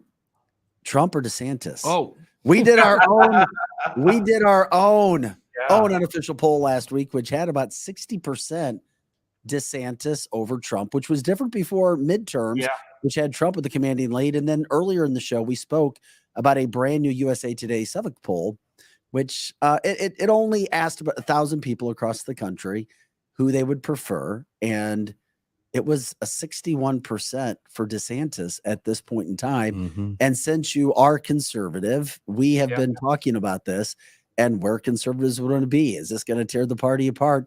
And you seem to be good and playing along. So we're going to ask you. It's funny. I've been meeting with a lot of elected officials just one-on-one, and it's funny. I asked them the same question because I love seeing their response. Right now, you're doing it to me, so it's usually I do it to everybody else. I think, as we've seen in the past, Trump is going to be very hard to beat in a primary. So while he can, be beat in a general, he's going to be very hard to beat in a primary.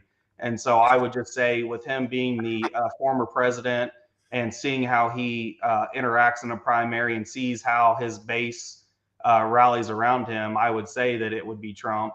But DeSantis is, he does show the future of the Republican Party, and he would be a force to reckon with. But if I had to put my chips on somebody, it'd still be Trump. Now that could change if there's criminal charges, if there's some kind of validity to a lot of the BS and rumors that have came out. Come on now, Caleb. You just got a response from Tab. I was wondering when you were going to wake up. No, I'm with you, Caleb, 100%. But I think that most of us will realize if Trump is charged with anything, then it's just ridiculous charges that they've made up and somehow put against him just to keep him from running. But I agree with a lot of people. I did my own poll, like Vic said, around 400 folks. 60% said DeSantis. I personally, if I had to pick or choose, I would choose DeSantis because he's younger. He's less divisive. Mm-hmm. I think that he can get more done without as much opposition. Mm-hmm. Well, I appreciate you jumping into there. Yeah. Do you prefer one of them? No, I'm more of the whatever it takes to get the job done, and whoever can win the general. For me, because it's about unifying, really. And the thing I don't like about politics, this is the big thing for me, is obviously a lot of my issues reach across the table with Democrats, obviously with clean energy. And the thing I don't like is sides just constantly attacking and blaming each other for issues. And I see a lot of that happen on both sides. And so I like to try to bridge the gaps, work together. Obviously, you should be in politics. Owner, You should be in politics. You got enough money now. Run for politics. Run for office again, man. One question I have for you before we let you go is, back in the day, cell phone technology came out, and you had the flip phone. And you're like, oh my God, this is the greatest thing since sliced bread. Are we kind of in that era now with energy that technologies are going to start moving really quick? I mean, heck, yesterday, fusion energy, we're talking about solar energy. We're talking about hydrogen cars and Elon Musk, this and that. Do you see the future of energy and what's down the road, man? I mean, solar panels cannot be it for everybody. Yeah. When I started this 12 years ago, it really got me thinking about the future, and it really got me thinking about the different technologies. And I remember about 8 years ago, one of my rural electric cooperative managers set me down And the co-ops specifically are very worried about renewable energy technology and batteries, because as utilities have their customers choose renewable energy, the utilities are, they're theoretically losing revenue from those customers because they're investing it in themselves versus the utilities, right? So I had a general manager from a co-op set me down with his board, and he said, "Can you show us solar proposals, why people are going solar? Can you help us wrap our heads around why our customers are choosing this product versus just staying with the co-op?" And I said, "Sure." I said, "Yeah, I'm a co-op member. I love my co-op. Maybe I will sell you on why you guys should build your own solar farms and why you should give consumers a choice versus just forcing them to pay a utility bill every month that goes up." And I remember explaining everything about solar to them and going through all that. And then a board member asked me about batteries. And I remember looking at him, because this was before Tesla came out with the Powerwall, and I still had old lead acid batteries running my house off grid, right? And it was a cheap technology, but the technology wasn't there for mass scale really. And I remember telling him, I said, in the next 5 to 10 years, I said, I hear that Tesla's coming out with this new lithium battery technology. They're starting to come out with them in their cars. They're going to come out with a battery pack that plugs in your home. And I said, eventually, people will be able to invest in renewable energy technologies with a battery, and they won't need their utility company anymore. And they'll be able to do it at a more affordable rate.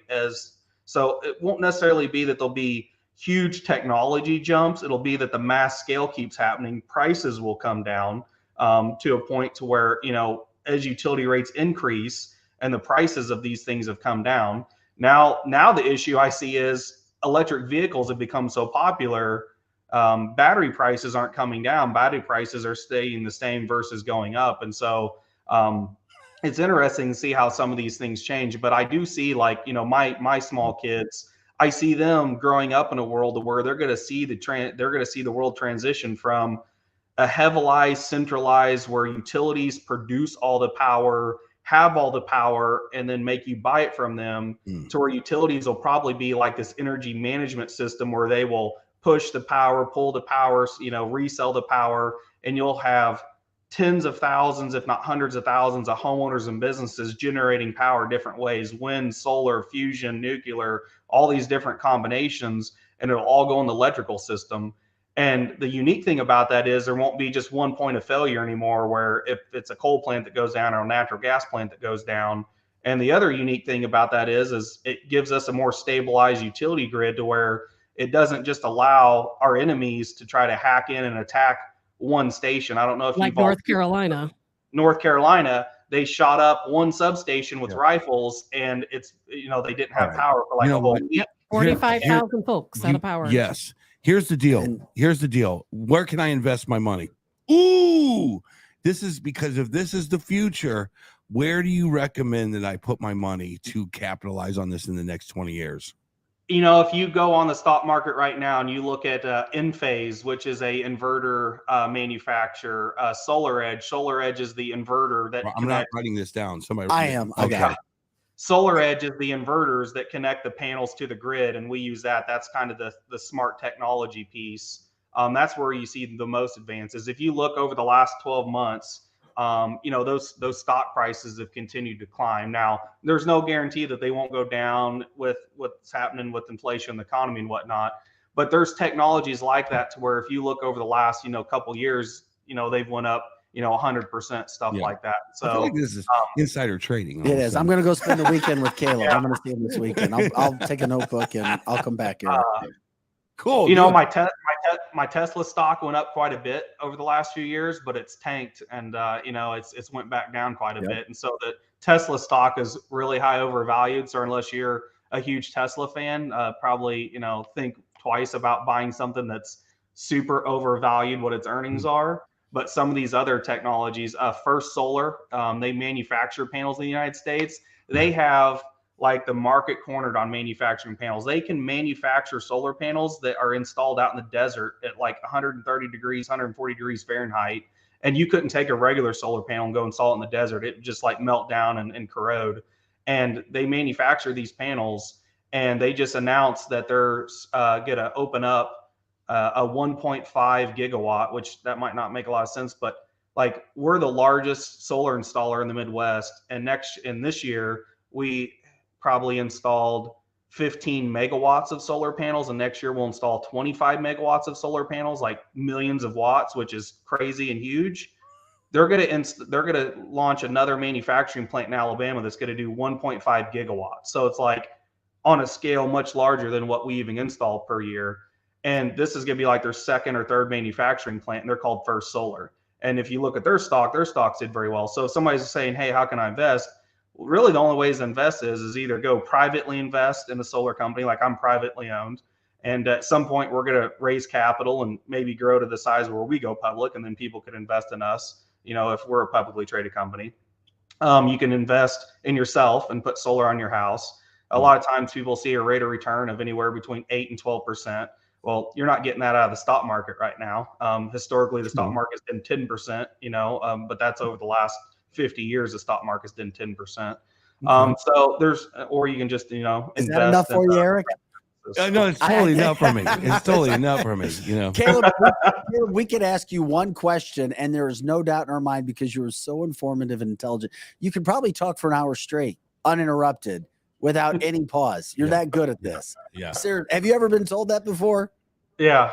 Caleb, oh my gosh, you're great at it. We appreciate the time you gave us today. Thank you. Thanks so much, man. And we've learned a lot. And hopefully it's something you like doing, and maybe we'll check back in, maybe join us again. And who knows? Heck, maybe Caleb, should he have his own segment? Energy Today by Caleb. I like it. It sounds So- powerful. Today, talking about cold fusion. On Saturday mornings, I had a radio talk show on just Saturday mornings. I'm for not an hour. surprised. You think? Yeah. You just did an entire hour by yourself. Hey, Caleb, seriously, thanks again. Your company's Missouri Sun Solar. Whether people like it, they don't like it, they're learning, they already know. We just tried to bring a different topic to the table today and talk to people about where it also comes with politics and what happens. So, Caleb, seriously, thanks again. You were a great guest. We appreciate it. And good luck down in Springfield. I just came up with a great idea. Of course you did. Solar grass. Solar Not yards. a bad idea, Eric. Solar yards, Vic. I thought you were going to say solar Listen to me. tranquilizer darts. No. Oh, good gosh. Solar yards, you don't have to mow it. It just looks amazing. You go out and play on it. It's called AstroTurf. Well, the sun sucks up all Field the power. turf. Yeah. And then all of a sudden that power gets put right into your house. It's Solar Yards by Eric. Not a bad idea. Thank you. This is after you run for mayor of St. Louis City? Yeah. Okay. Just wanted to make sure. But there's no yards in St. Louis, so you can't even put it there. No, I get it. All It's all covered by trash. This is stop. This is Cancel This. You can check us out at cancelthisshow.com. Chris Knight and Scotty Gerken are here running the boards, making us look good, sound good. Eric Johnson's here. Tabitha Hassel. I'm Vic Faust. We'll be back with more Cancel This right after this. We have to jump into this because it is a breaking news story. Mike Leach, which we said at the top of the hour, very famous football coach, very well known, was the football coach at Mississippi State, died all of a sudden because of a heart condition. That's all they're saying. We've been talking about this. Did he get the shot? Yeah. Yes, he was vaccinated. Definitely. And shot. there are a lot of people have passed away all of a sudden in the last year. We're going to break down some of that. Like that. Yeah, we got to talk about it. If you know of anybody else, all of a sudden, again, remind us on the lines. You guys jump in. You make this comment line. Fantastic. Go to cancelthisshow.com. Click on where to stream, and then you can pick your flavor. Back with more right after this.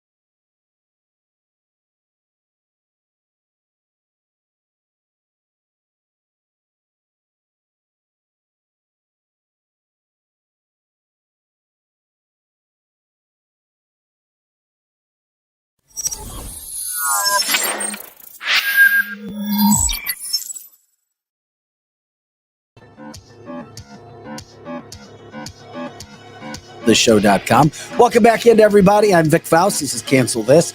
You can go to cancelthisshow.com, click on where to stream, and follow us on whatever flavor you want. I do know we're on YouTube and Facebook there today for sure.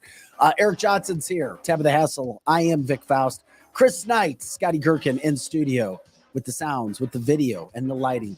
By the way, the video and the lighting look so damn good today. Boys, congratulations and thank you. Looks damn good. Constantly looking at things to up the product because, hey, we're trying to shoot big with whatever we do. Special thanks to Caleb, Arthur. No joke. That guy could talk for 3 straight hours. I love him. Lots of information. Whether you're into solar or not. Hopefully you know a little bit more about that and politics. Okay, this is Cancel This, where you got to be able to talk, and we give you a chance to talk about situations that you may or may not be afraid to talk about in public or on any of the social media sites, but we have to have a legitimate conversation about it because it's serious. 61-year-old Mike Leach, football coach at Mississippi State, getting some of the best care that you can possibly receive as a football coach. At first, the reports had it while he was battling pneumonia. Mm-hmm. Now we're told he died of a sudden heart condition at 61 years of age. He was vaxxed, and I think it's fair to ask the question, are we seeing people who are vaccinated develop situations, as Eric's talked about, all of us have talked about myocarditis, enlarging of hearts, problems with the hearts because of the vaccine? Now, the other issue is, if you remember me talking about this, I had a chance to be around some of the country's best cardiologists back in May. And I asked them, what's going on with all the blood clots? What's going on with all the heart conditions, the myocarditis that you guys were just talking about? Because I was standing a part of a conversation, getting ready to interview them. And they all said they didn't know. They said they didn't know if it was from COVID.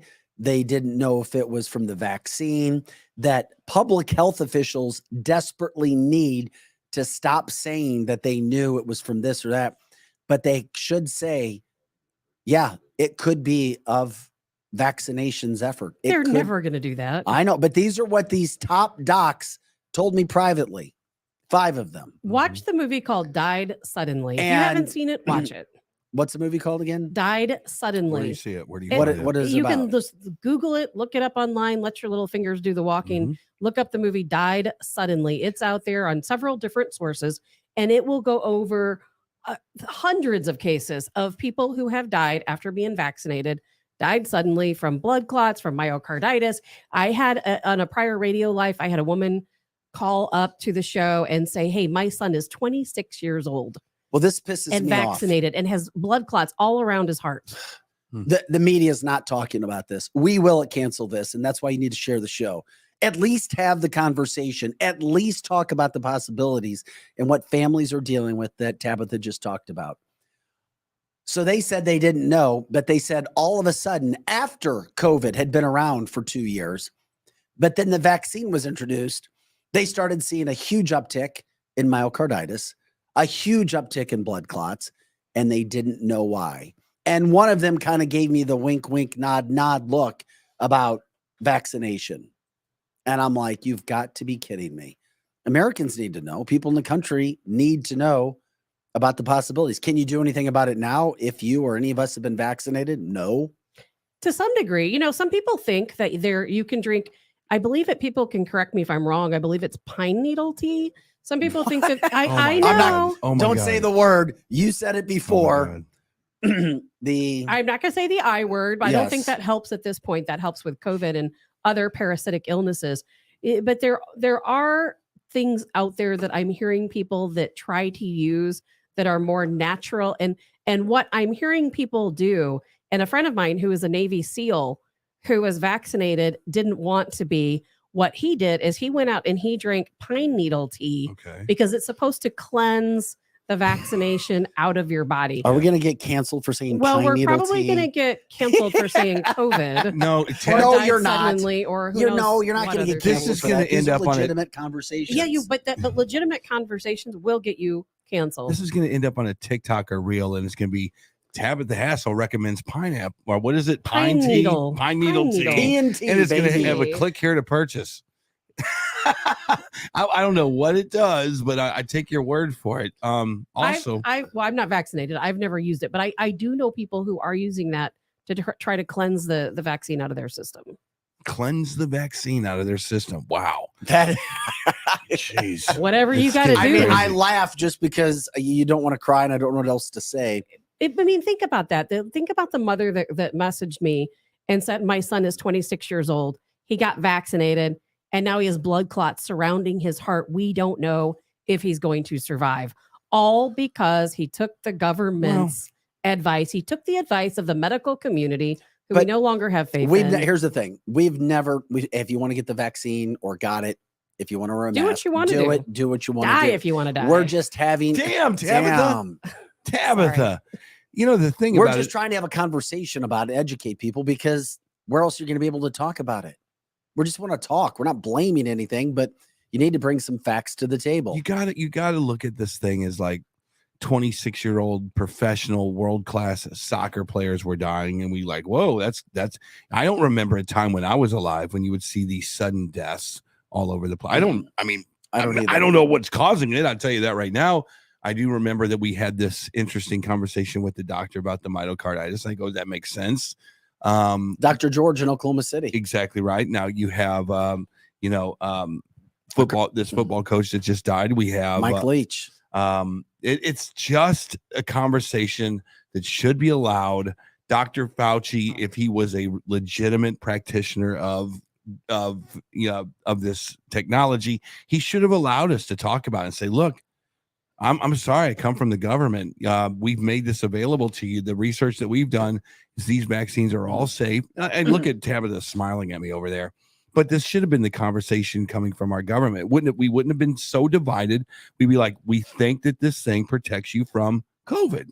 We want you to take it. It's available at all your Walgreens, CVS's, your doctor's office. Please. These are reputable companies, Moderna and Pfizer and Johnson & Johnson. However, now here's what divided the country. The word however.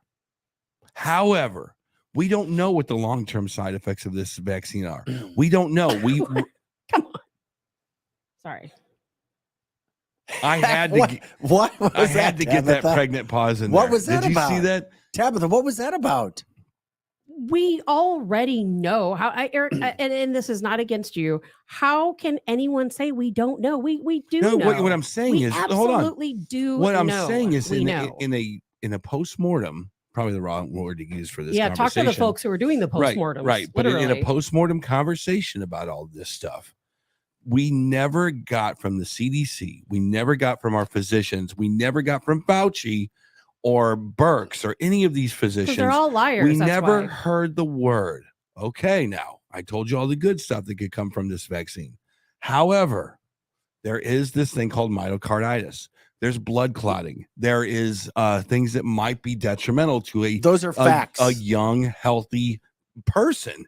We never had an opportunity to hear that from our physicians. And you never will. You never will. You know why? Because our physicians are salespeople. They're selling a product to you, and that product is a vaccine or a pharmaceutical. All doctors are these days are pharmaceutical salespeople. That's it. You're not going to hear it from the CDC, the WHO, the government, Fauci, Birx, or any of these other people. But you know what you can do? You can go out there and do your own research. And here in the United States, it's not as widely available. But over in Europe, they will tell you that emergency room cardiac events went up by 40% after folks got vaccinated. 40%. Yeah. Young people, look at all of the young people, hundreds of them dying at a young age, out playing sports. You know what? I think there's something going on to where you get vaccinated. Not everyone dies from vaccines. Not everyone gets blood clots. Not everyone has adverse effects. Right. Certainly not. But I do think that a lot of these young folks, what it is they're out there really pushing their heart. You know, they're out competitive sports. They're out playing soccer in high stress situations. And I think that is when the symptoms show up. Well, and we're talking about this because Mike Leach died. And now we're finding out at first what was reported as pneumonia. And maybe he was battling pneumonia. But all of a sudden, I don't know what that would have to deal with an enlarged heart or a heart issue. And all of a sudden, Mike Leach drops dead. And it's something to talk about. Yes, he was vaccinated. And yes, people do die all the time. But something different is going on. We're hearing more and more about it now. And it's not just because of social media. And when you look at why people are dying, and when we are told they're heart issues, all of a sudden they're heart issues. Yes. And we're also hearing about people who we know, and think about the hundreds of thousands of people or tens of thousands of people who are dying that you don't know of, that may not have a life in the public eye. And then the public eye, there's time for the first time ever, we're not being told why they died. And they all of a sudden had a heart issue. Yeah. Or you're like, well, why can't we get that? And then you're not being told. These are all things just to think about. They're not conspiracy theories because they're happening. Look at the connection to the heart. Then case in point, as Tabitha was just talking about, 3 days ago, German study on this exact topic. Researchers studied patients who died suddenly after taking the vaccine. And guess what? They established without a doubt, German study, myocarditis, an enlarging and problem with the heart, can be a potentially lethal complication. Correct. Okay, that's just the start of it. Scientists examined 35 people who died within 20 days of receiving the COVID-19 shot. This was at the University of Heidelberg. 10 had severe pre-existing conditions and were removed from further study. 5 of the deceased individuals had acute myocarditis without detection of another significant disease or health constellation that may have caused an unexpected death. May have. We can't even say that you can rule it out. These are just facts that we need to look at. Right. Okay. In every case studied, the person, quote, lacks significant coronary heart disease, acute or chronic manifestations of heart disease, manifestations of cardiomyopathy, and other signs of a pre-existing clinically relevant heart disease. And here is the final part of this. It's just Dr. Marty McCary, a Johns Hopkins professor, posted about the results on Twitter with the comment that it is, quote, very hard to conduct this research in the U.S. I repeat, Dr. Marty McCary, McAry, Johns Hopkins professor, posted on Twitter, quote, very hard to conduct this research in the U.S. Yes. Wow. Quote, new study from his Twitter account, cardiac autopsy findings in 5 persons who have died unexpectedly within 7 days following the anti-SARS-CoV, the CoV-2 vaccination. Our findings establish the histological phenotype of lethal vaccination-associated myocarditis. It's the truth. It's like, this isn't us just expounding and giving opinions. This is from the study. American doctors putting this stuff out from Johns Hopkins. Well, the military's about to get rid of their vaccination mandate. So they did. They already last got it. week. They got rid of it. Got rid of Well, the Congress did it. The military didn't. Congress ended it. Right, and they're pissed about it. They're really not. They're not happy. The well, military, one person's pissed. Well, Petraeus, but Petraeus has also made it clear from the get-go that he is all about the vaccine, and as Tabitha would remind you, he is also liberal leaning. Makes no sense, and that is where the divide is. You guys want to start putting points on the board where the divides in this country are, and maybe how you can fix this country. That would be one of them. Don't demonize people who didn't get the vaccination because they did their own research, and it starts to find out later off of Vic's reporting just right now and many other reports out there that this is a concern for some people. Now they say that it's amplified on the second dose. So if you had a first dose and a second dose, that inflammation of the heart is amplified even still. That comes from heart. Where does it come from? It comes from heart.org. They basically research this thing all the time. Well, I want to throw something when you're done. I want to throw something. No, I'm just saying if you're going to start to heal this country, you have to start looking at people. Say, I respect your decision to get vaccinated. I'm glad you did. I hope you feel safer. But I also did my research. I didn't get vaccinated, and maybe my decision was a good one for myself. It's a personal choice, and you know, most people have already made that choice, so it's too late for a lot of people. But what concerns me, and I just received a text from one of our listeners, which I'm going to get into. It's not just the adults. We know there were 2 journalists that just died in Qatar, vaccinated journalists. That's a concern. But Good the point. problem, Yeah, but that guy was children. he was also in Qatar custody for wearing a pride shirt. Well, he wasn't in custody. There may be something more nefarious that could have gone on. And that's also possible. And children is my issue. We just saw Rod Stewart, his son, 12-year-old, wasn't he 12 years old? Heart issue. Collapsed with a heart issue. Our listener crew, my buddy here just sent me a message, and I believe this is his nephew. I don't see the age of his nephew, but it says he has an autoimmune disease called MDA5, juvenile dermatomyositis with interstitial lung disease. And this is not the first time I've heard of this autoimmune disease happening in children who've been vaccinated. And a lot of what I'm hearing is that not only are children having myocarditis and blood clots, but they're also having this interstitial lung disease, and where they're having like different types of fibrosis in their lungs. Can't That's breathe. not normal for No, children. It's not. This is not normal for children. The interstitial stuff, I've been told before that when that hits you, that's usually from being exposed. Elderly. Yes, and elderly. that's what elderly people breathing, when they have breathing issues. that's exactly right. And you know can't what? Breathe. And it's a very progressive disease. It's very dangerous for kids. It's very bad. I don't understand the mentality of people getting their children vaccinated, using them as guinea pigs is really what we're doing. Because there's not enough trials. And there's other people that feel that it's protected them too, though. You know, there were hospital studies and reports that the hospital said when people were vaccinated, the hospital rates went down. I mean, those came from all of that. When I was covering in local news, those stories, they showed us when people were vaccinated, they did not have the severe conditions. Yeah, I look at it like this. They also didn't if they used the I word. And they saved lives. So there's 2 points. I look at it like this: is when COVID came out, the world was a dry wheat field. When COVID came out, it was a fire. Okay, it hit the wheat field.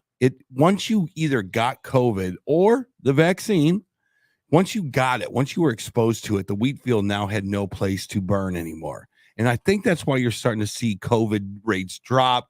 You're seeing COVID not be such a thing anymore. And we're starting to learn that if you did have COVID, you are kind of protected from it now, kind of the way you're kind of protected from the flu if you had it as a kid, or how you might have been protected from severe colds or whatever. RSV is that your body can now fight it. But I guess the question now is thank you, government. But are you kind of liable for all of this stuff? No, they're not. Bit? No, of course they're not going to be liable. They're not liable for anything. But Eric brings up, they can lie to you and be fine with it. But Eric brings up the points that, you know what, maybe not now, but as we move down the road, is that fair to say? When you do the scorecard, when you look at that film after the game, what happened and what do we do moving forward? Well, me personally, because the government, nothing's happening. If I had the keys to the world, the first thing I would have done is I would have gotten to the bottom legitimately of this Wuhan lab thing. I would have said, where did this thing come from? You guys started this. We need research to find out more about the research you were doing on COVID-19. That would be number one. I would start there. I would then start to say, I would put some liability where this thing actually came from. It doesn't seem like our government gives a damn. There's going to be zero liability. We could all die. There'll be no liability. I'm just saying that's seems probably like what they want. It seems like our government really doesn't give a damn. I'm warned not to use that word anymore. The thing about it is, then I would start to find out is the prescriptions that they gave us over time, were they detrimental? Were they not detrimental? And what do we do going forward? But even with that's what I would do. It's great. But even with that study, Eric, even after they said what they said, the German study, this was just released 4 days ago in Germany, after they said there's no doubt, paraphrasing, that they're seeing an increase in myocarditis with people and or kids who passed away, myocarditis, after getting the vaccine. But here's what they also said. They could not immediately identify the reason that COVID-19 shots cause myocarditis. So they're saying there's no doubt the vaccinations cause or can cause myocarditis, enlarging of the heart. And the scientists refused to comment on whether risk from the injections, vaccines, outweighed the risk of contracting the illness. Just to be fair, because we're trying to bring up all the points. If you're a 95-year-old diabetic in a retirement community, okay, I'd say get the vax and maybe get a double up on it to have a double vax night or something like that. What? I would definitely make sure you had the What's wrong with you, vaccine. Eric? But if you are a 6-year-old little kid playing in the field baseball on any given Sunday, I would say no, you're not a candidate for this thing. You're just not. Your body can handle this thing. You'll be inoculated for the rest of your life because your body will have now seen it. T cells, B cells, blah blah blah. I guess the fight is like we've all made our decision. You're either a vaxxer or you're a non-vaxxer, right? Well, you're either a mask wearer or you're a non-mask wearer. That we have divided this country because of a liberal philosophy in the vaccination. You mean because Like we I don't told want to you- die, so our Like I country's told you been before, divided. like the major in the postmortem world of this whole conversation, the problem was we never had one physician stick up for the people that didn't want to get vaccinated. No, Oh, there there's was we plenty. didn't You have hear that. one Plenty. public physician. Yes, they have. Yes, they have. They did. They're it. shut down. Can you name them, Well, Scotty? of course you can't name them. Scotty, can you name them? Eric, we had Dr. Sorry, Birx, we Eric. had Fauci, we had the CDC, everybody at the WHO, NIH, The everybody. reason we're talking about this told is us- because Well, to Mike promote the Leach, narrative. Mike Yeah. Leach dropped dead from a heart issue, and he was vaccinated. So we're just talking and I'm about not the getting whole worked issue. up about it. I'm just getting saying, worked up about I'm it just- because you're wrong. I'm No, not I'm saying not. you're wrong, but Eric, there's been a lot of doctors that have spoken up. You know why you don't know who their Not names publicly. are? Yes, they have. They have spoke publicly. You don't know who they are because media will Exactly. not show them. You They made my take point for them me. off. They take them off their platform. They deplatform them. They won't let them on those. Some of them are prosecuted. Some of them have lost their medical licenses. Sorry, I'm getting aggravated over it. Not at you. Just at the No. subject. Again, it's a very People who want to tell the truth can't speak out because we know what happens when they do. there's people in my family that are pissed off at me because I didn't get vaccinated. There's people that are mad that I don't wear a mask every 2 minutes. There's a lot of people that don't get any vaccines. It's not just the COVID vaccine. There's people that don't do Bingo. any of the vaccines. Bingo. Exactly. I'm not Or don't anti-vax. vax their children either. Yeah. Exactly. I There's rem- different types of people out I there. remember back on the war on I That was the won't say voice of word. Scotty Gherkin. Yeah, Sorry. we need a camera. We for don't these have the guys. camera because they refuse. You don't want want to see me. I do. But we had a physician on this show, and they were hyper nervous to say anything against the vaccination. Remember that? A Mercy doctor. Yes. From Mercy Hospital. They were hyper nervous to say Yeah, but Dr. George, who runs a heart clinic in Oklahoma City, He's came on and told different. us from the get-go. And this isn't us saying it. I'm just saying what Dr. George told us. He said, yes, my kids got vaccinated, but I wish they wouldn't have. okay. He's like, because I allowed them to make their own decision, whether you agree or disagree with why he said what he said. He said, if I would have had another day or two, I would have stopped it. This is a Okay. heart surgeon who deals with those blood clots and deals with the heart. Exactly. And it's his bailiwick, as they say. I'm just saying. Doctors can't speak out, Eric. I know some doctors who I've spoken to personally who will never come on the air. And you know what they tell me? I can't speak out. I can't. If right I there. do, I'll lose my job. And my patients will think I'm a quack. I cannot speak out against it. They're like, I don't want to get a vaccine, but I had no choice because obviously I'm a doctor at a big hospital. Right here in St. Louis, I know some doctors who've said that. And they do try to speak out. They try to tell people they know, but the way the system works, they can't speak out publicly. Yeah, I remember We know him more. We know him Two- more now. 2 years ago, I went to a doctor and I went there for something else. And then at the end of every doctor's visit, they go, hey, we got all your vaccinations. You got flu, you got this, that, and the other. I go, it was shingles. He was more worried about me getting my shingles vaccination, actually. He said, I go, do I need the COVID? I go, I think I've had COVID. I know I've had it once. I might have had it twice. Do I need to get this thing? And he looked at me and goes, I wouldn't. And then he got his little pad of paper up and he walked right out of the room. So there are physicians that, you're right, might say I wouldn't get the vaccination, but they're not going to do it on our show. They're not going to do it on Fox 2 tonight. They're not going to do it on MSNBC because, like you said, we kind of made each other's point today. They're not doing it publicly. They might say it and they might do it through an abstract report on the JAMA, journal, but they're not going to do it here. That's for sure. And now Vic is reporting another mysterious death. Yeah. That happened that fast. Well, mysterious deaths are usually cardiac related, right? That's it. So when you have a mysterious death, it's not like you have cancer. It's an ongoing illness. It's usually instantaneous. Sometimes, but they have that. What do they call it? SADS, sudden adult death syndrome. That's kind of a new term. It's only when you sleep in a crib. But at least the school did say that Mike Leach passed away following complications from a heart condition. There you go. Mark it down, put it in your spreadsheet. And then another 5 years from now, we'll come back and we'll take a look at that trend line. And you know what? Damn it. We might be wrong.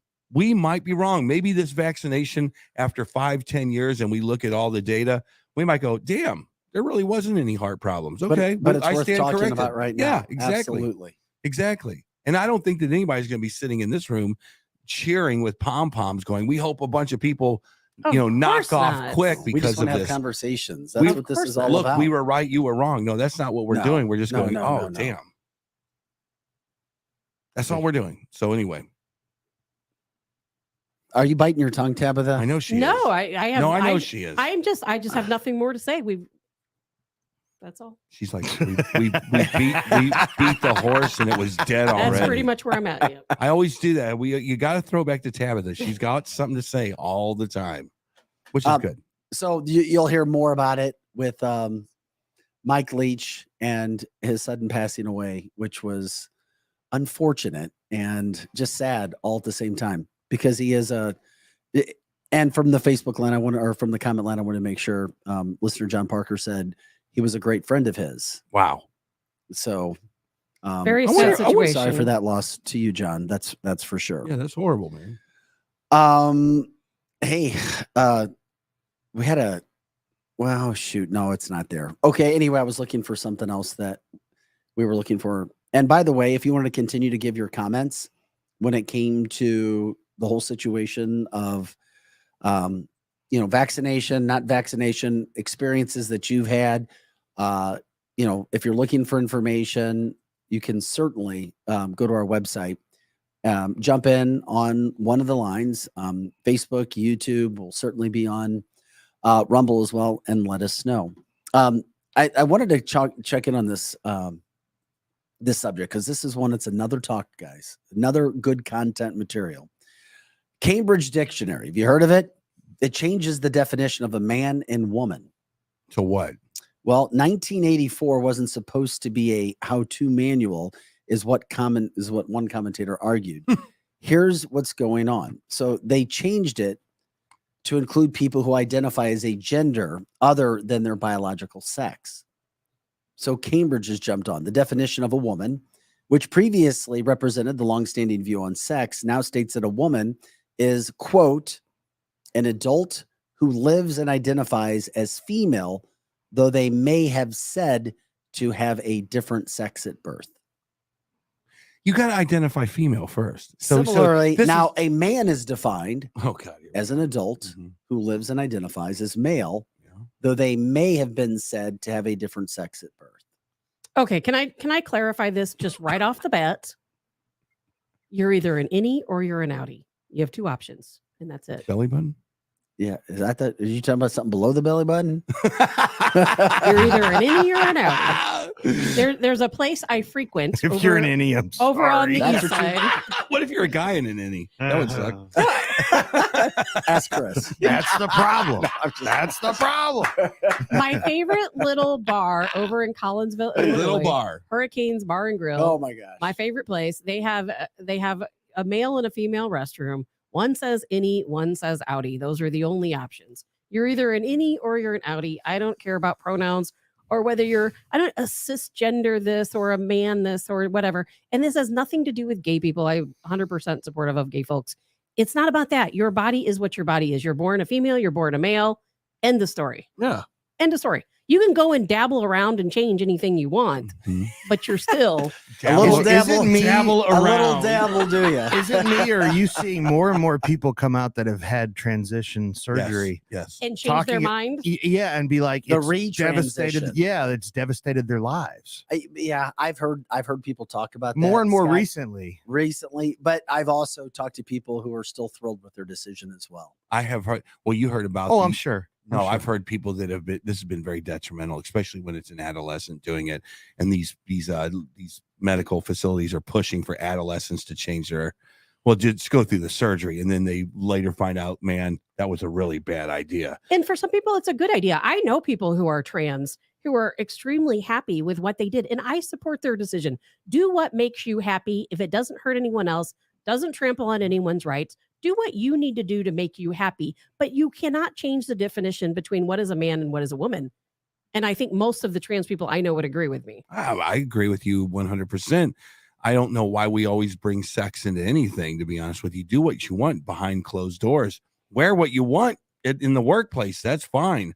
But this Cambridge thing that you just brought up, you have to literally define what a male is and a female is prior to defining what a male and a female I is. just told you how to do that. No, you're right. But Innie this and is a outie. slippery slope. No, it's not. No, it's not. No, it's not. No, not that. Meaning, if Cambridge says this and other people say that this should be accepted, Well. then you can identify as whatever you want to identify as. But then where does it Why stop? can't you? Where There does is no- it stop? there But is can no I stop. can I identify as a goat? There is no stop. can't- Yes. Can you I identify as a goat? And if I do These identify days. as a goat, can I get a lease for an apartment? Do people lease to goats? And if, They and if apparently a, lease the cats and and if a dogs. real goat shows up and wants to lease an apartment, then isn't that kind of discriminatory? The problem is with all of this stuff is it's like once you get the taste to change society so much and you let people become whatever it is they are. I mean, can I put on my form I identify as a Native American Indian because I get more benefits of getting into certain colleges? I'm not a Native American Legally, Indian. no, but I'm people not do. one, but if I put it onto my form, my application, and they find out through their admissions department, Mr. Johnson, yeah, you're actually Swedish. And I don't know of many Native Americans that lived over in Sweden. Am I now liable for that document that I just But identifying as a Native American, would that be more of a spiritual thing? Yes, Ask Elizabeth good point. Warren. Ask Elizabeth Warren. Do you know what? The person you said that to would be like, You know what I'm saying? Because that's kind of a lifestyle. I hear you, brother. But you're not Native American. I But- mean, you're not. No. You're not from that descent. Are you Can- Swedish? Of course I am. Look at me. My high cheekbones, my blue eyes. You sexy beast. Yeah. Oh. I mean, it becomes when I go, if I went to the University of Maryland and I'm coming from St. Louis and I called myself Erica Johnson and I want to be on your basketball program and I show up like this, You'd right? be allowed. Yes. You would be allowed Vic, in a lot of places. I can't get a scholarship on the men's basketball team, but I could dominate the women's. Not me personally, but I'm just saying. But no. If you here's the thing. In college, you have to be on what is it? You have to be on some sort of hormone blocker or Why? you have to take something. What if I there are don't want to? No, there's NCAA rules regarding this and a change of sex, which sounds so bizarre because you are changing or trying to change. But it doesn't change your muscle structure. You are still physiologically we've talked about different that. as a man and a Yeah. woman. Men have no business in women's sports. I'm just telling you it. A former co-anchor of mine, she was all about trans getting equal opportunity, and it blew my mind. I just sat there. I'm just like, you've got to be kidding me. I am against this. How can you say that this is legal and right and fair for Leah? Wasn't her name Leah, the Yes. swimmer? Yeah. But Eric, I'm telling you, there is more support for that than you might even imagine. on the 2% to the far left? I call that the 2% rule. This person did not claim to be a far left person. They were. If they think that a man should be able to compete against women in a women's sport, then yes, they are that 2% to the very far left, whether they admit it or not. Man, there's some dangerous stuff about all this. It's just crazy. I mean, the fact that Okay, like I said, I think on our old show I brought this up. There was a kid that I know very well that put the word it was like a rainbow on their hand, and she's a very impressionable little girl, 12 years old. I won't say her name. She had something about not choose life, but something crazy, and it had. And I go, well, are you a lesbian? I asked this because they were talking about it. Why would you ask a 12-year-old that? Because that's what they were talking about, Vic. What? Yes, sir. And I said, well, I was like, I was just confused. I was disgusted. I go, where do you hear about this stuff? It was in their school. It was in their school. It's not that they're making it fashionable. It's they're making it acceptable. Or I don't know. The fellow students. Maybe It's the fellow trendy. That's maybe the problem. the fellow. It's trendy. You know what? Tabitha. Again, we hear about these stories, but then until they comes in your life, when it's like, oh my God, it's right in front of me, you don't know what to do. So I asked said person, I go, do you know what the word is? Of course I do. I go, are you that? The most confused, jacked up face I've ever seen in my life when they tried to answer the question. They were like, it was like I shocked them with a taser. Try to think back when you were 12 and someone asked you that question. How would you answer it? Hell no. You wouldn't even know what they were talking about. Yeah, exactly. So so now check it out. What if that proceeded a little bit farther, that went past the trendy, and some counselor at some public school said, they have options for you. They are telling kids that that's now, where Eric. the problem is. Eric, that's where the problem is. They are telling kids break your this. desk. Sorry. This is already happening That in desk schools. costs a lot of money. I'm not that strong anymore. He needs a punching bag over here. Go ahead, Tabitha. I'm sorry. It's already happening in schools. What used to be when we were kids, or when I was a kid and we had sex education, it was about reproduction. It was about innies and outies. Exactly. Now they're actually giving kids quizzes to see what sex are you really, and they're telling young children you don't have to be a girl if you don't feel like you're a girl, or a boy if you don't feel like a boy. They're giving kids options before they even go into puberty. Now you're preaching. Kids before they go to puberty, while they're in puberty, they don't know what they want or what they're thinking. We shouldn't even be introducing these ideas to them. Exactly. And I knew when I was a kid, my next door neighbor, his name was Scott, was very clearly gay. I mean, from like 6-7 years old, it was so obvious. He would wear his sister's dresses around the neighborhood. He was born that way. And he didn't, no one had to ask him. He already knew. Yeah. But you go and you take, let's say, his brother, who was very more manly, like for a kid, I guess, and ask him, it would have just confused him.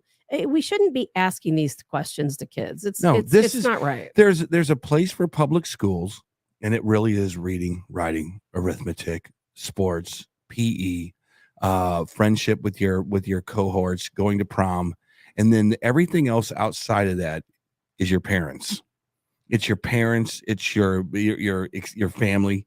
It's your church. If you go to church, it's whatever it is. And there needs to be that separation. And we've never had that discussion in the last 50 years of what we tolerate our teachers teaching our kids. It seems like we're getting to an era. Well, it seems like we're getting to an era when school boards are saying, we have a counselor's office. And if you feel like you might feel different, we have a place that we can take you to make all of your dreams come true. I don't have a problem with a counselor. I don't have a problem with a counselor either, but when they're rate's high. But when they're a lifeline to a doctor, and you don't have to report that to your parents. Kids I remember back in the day. Well, I remember. I don't know if you guys remember this, but there was a day when they were talking about counselors being a conduit to birth control and not telling your parents. Do you remember that? It's still there. Man, on to sports. Jeez, I had no idea. Well, no, the teacher. But here's the thing, Eric. God, if Cambridge Dictionary is changing the definition of a man and woman, then what do you think teachers will be teaching kids about, Eric? They're like, hey, it's right in the dictionary. Okay. Right here. Yes. If you identify as a female, even though you were born a male, you're a female. Yeah. Or you're a woman, and vice versa for a man. So you have to understand, if that's what you want, then fine. You send your kids there. If you don't want that, then you do your best to find teachers wherever that may be, including yourself, because all education starts in the home first with parents, to make sure that you're doing the best for your kids if that's something you don't want them to be learning. I never thought I would ever say that Parkway Central or Rockford or Pattonville were woke schools. But you know what? Maybe the antidote for this is private schools. It is community schools, private schools. Yeah. But just because it's private, it doesn't mean anything anymore. No, but you make sure you have to make sure you know what's being taught even at the private schools, because it depends on teachers. There's a whole new school movement. I'll have to find this guy and get this guy on the show. There's this new movement, and there's funding for it through the government, where people are going back to community schools, not private schools, community schools, where groups of parents get together and they take turns. It's almost like homeschooling, but for a group of kids. And the parents take turns teaching the children. I love that concept. I'm not going to lie to you. It is not easy to be an expert in calculus. So if I tried to teach my kid about calculus because my kid wanted to learn about the advanced math or physics or even, understanding and trying to tell him about, world literature, I don't know that I could do it. So we need these experts. Pay them well. You could do it better. Eric, you could do it. You could do it because there's curriculums that you buy, and any parent can homeschool their kids. You buy the curriculum, you homeschool your kids, and these community school options are amazing. If you think about the curriculum already lined out there, there's government funding programs for it.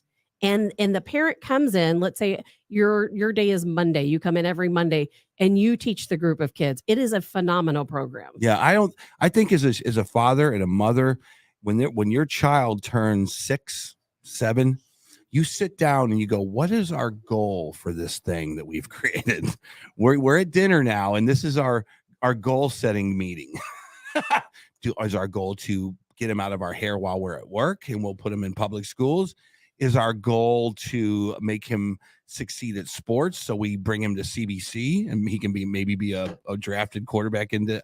Is our goal? A lot of parents are just too busy. Is our goal to make a decision? No. Okay, well then that's their fault. Is our goal to have them excel in academics? Is our goal to have them have a happy life?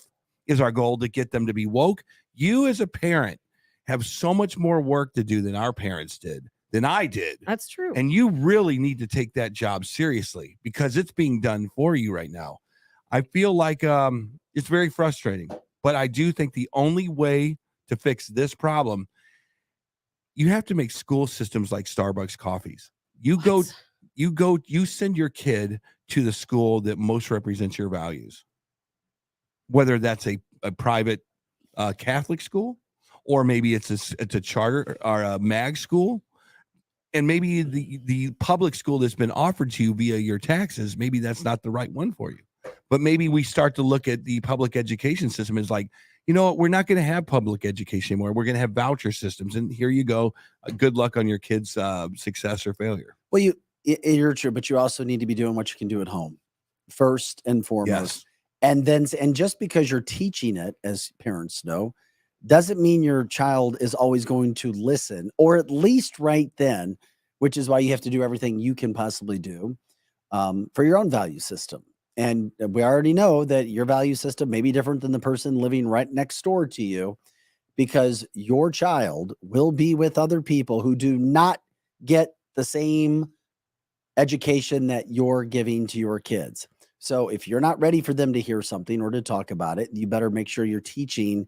And unfortunately, it's not too early to start having some of those conversations. I'm so glad you said that, Vic, because that is where it's at. The parents have to start teaching the values at home instead of counting on the school to do it. That's, I feel, is what is different from when I was a kid. My parents taught me manners and values at home. We followed the golden rule, number 1. And these days, parents ship their kids off to school, and the schools are teaching them the values. Yeah, you have to continue to do it on a daily basis. We sent my first 2 to private Catholic schools, and you know what? One of them, the first one at the school that she went to in the St. Louis area, it would have been no different in a lot of areas than sending her to a public school when it came to some of those issues, Eric. And you know what? It was different. Now, the second boy, the school he went to, he has gotten exactly what he should have gotten from that standpoint as a senior.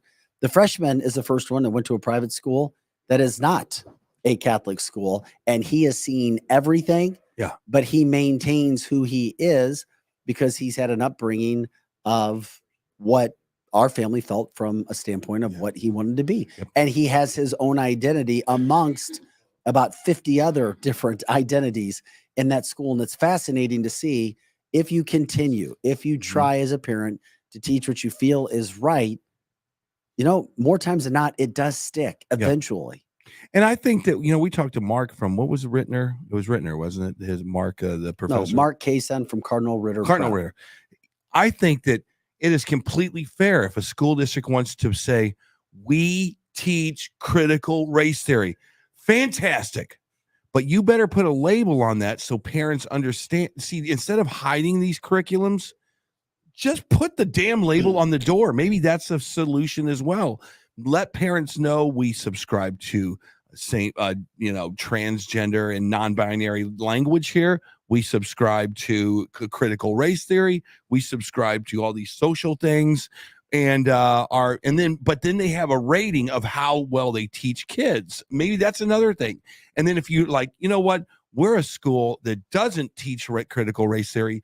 We do not teach about binary or unbinary, whatever it is, transgender. Maybe parents need the option to go, this school does really good in arithmetic. That's all good. And I appreciate all of that, Eric. But here's the problem. And is that, and I don't know that if it's a necessarily a problem for everyone, but the majority of parents are working their butts off. Exactly. They're trying to pay for these high prices in gas. They're trying to pay high prices in mortgages and taxes. And they're doing everything they can to just survive every day, living paycheck to paycheck. Oh. And the only thing they can do is get up and send their kid to public school. No. You just made my point for me. They can still teach their values at home. No. But not every parent has the option to do all of these different things, unfortunately. So you're dealing with kids now that know how to use an iPad way better than you do. They watch more TikTok than you do. These are kids that are faced with these same issues in the public school systems, apparently. They come home to you, and all they want to do is get out of the house and go play with their friends. You see them very slim amount of time. So you have, as a parent, I'm telling you, it sucks to be a parent today. This was not the way it was in the 70s, in the 80s, in the 90s. I was a single parent. There was a time in my life when I worked 3 jobs and sent my son to public school. It was not working out. I had to take him out and put him in Pentecostal school because the public schools were so crazy even back then. And trust me, I've lived this nightmare of when I was much younger and living paycheck to paycheck and just trying to get my kid to school. It is such a hard life for some people at that age. And you got to do this social research of where we came from. My mom used to put me in front of a television with a VHS tape. And when the VHS tape was done, I would meet my friends out in the front yard and throw a football around. Then I would come home, eat dinner, do homework, and go to bed. That's a lot different than what these kids are going through today. Okay. So what I'm saying is, I know it sucks. You're working your ass off, but you definitely got to sit down and put a life plan together for these kids. You have to do it. Well, yeah. Otherwise they're going to be taught in the public school system, and maybe you like it, maybe you don't. I don't know. I don't have a dog in the fight right now because I'm way past all that stuff. Maybe you like it. Maybe you want your 8-year-old kid who's a white, long blonde hair, blue-eyed girl to be taught you are an oppressor to this little girl over here. Most people what I'm saying is most people don't have a choice. Most people they all have a choice. Cannot afford private school. A lot of people don't have the time, energy, or resources to find a community. Well, with that line school. of logic, with what Tabitha Hassel just said, just take what you're given, and we'll go move on to another topic. Because there's nothing, I guess, you can't fight for. Well, parents have, of course, I think all parents do their best to instill the best values in their children. But I'm just saying that it's not as easy as it sounds, because I'm the first person to preach, send your kids to private school, find these community schools. But at the same time, I know it's not that easy. I didn't say anything. You know what? It's not easy to learn how to play guitar. But I still did it. Once again, Eric, it has to start at home.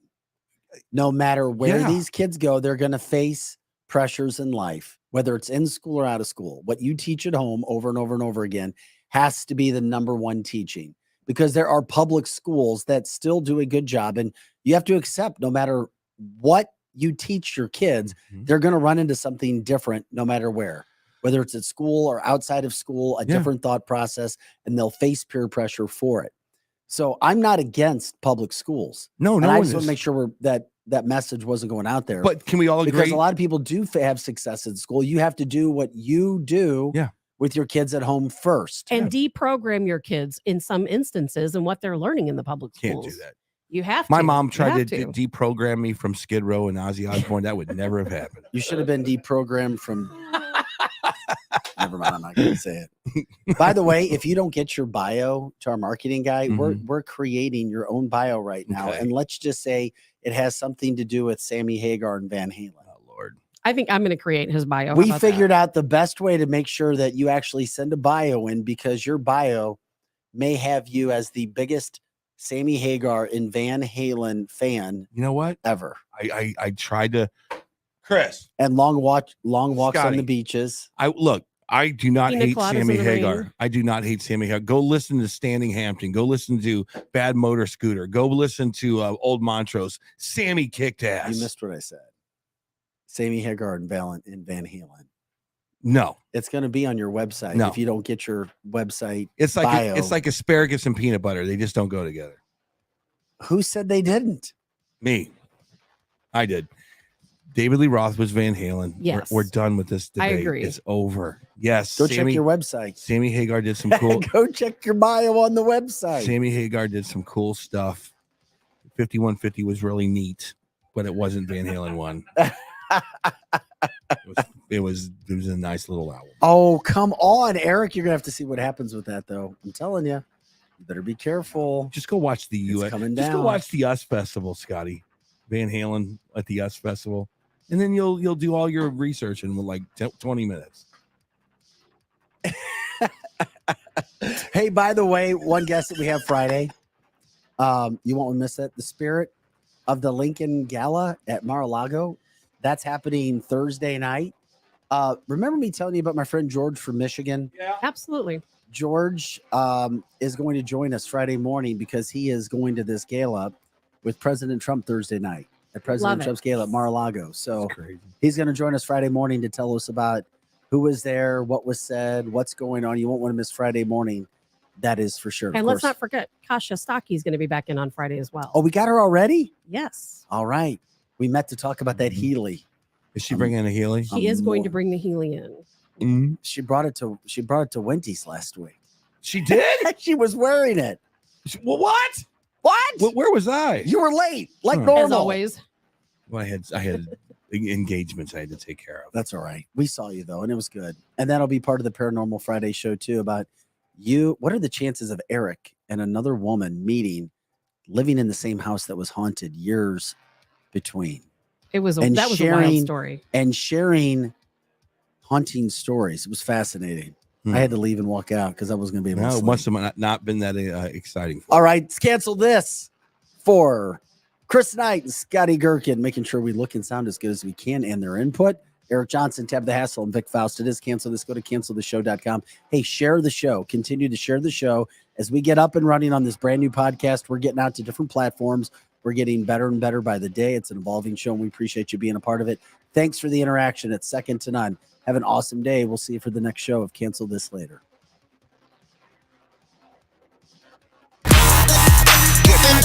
Yeah.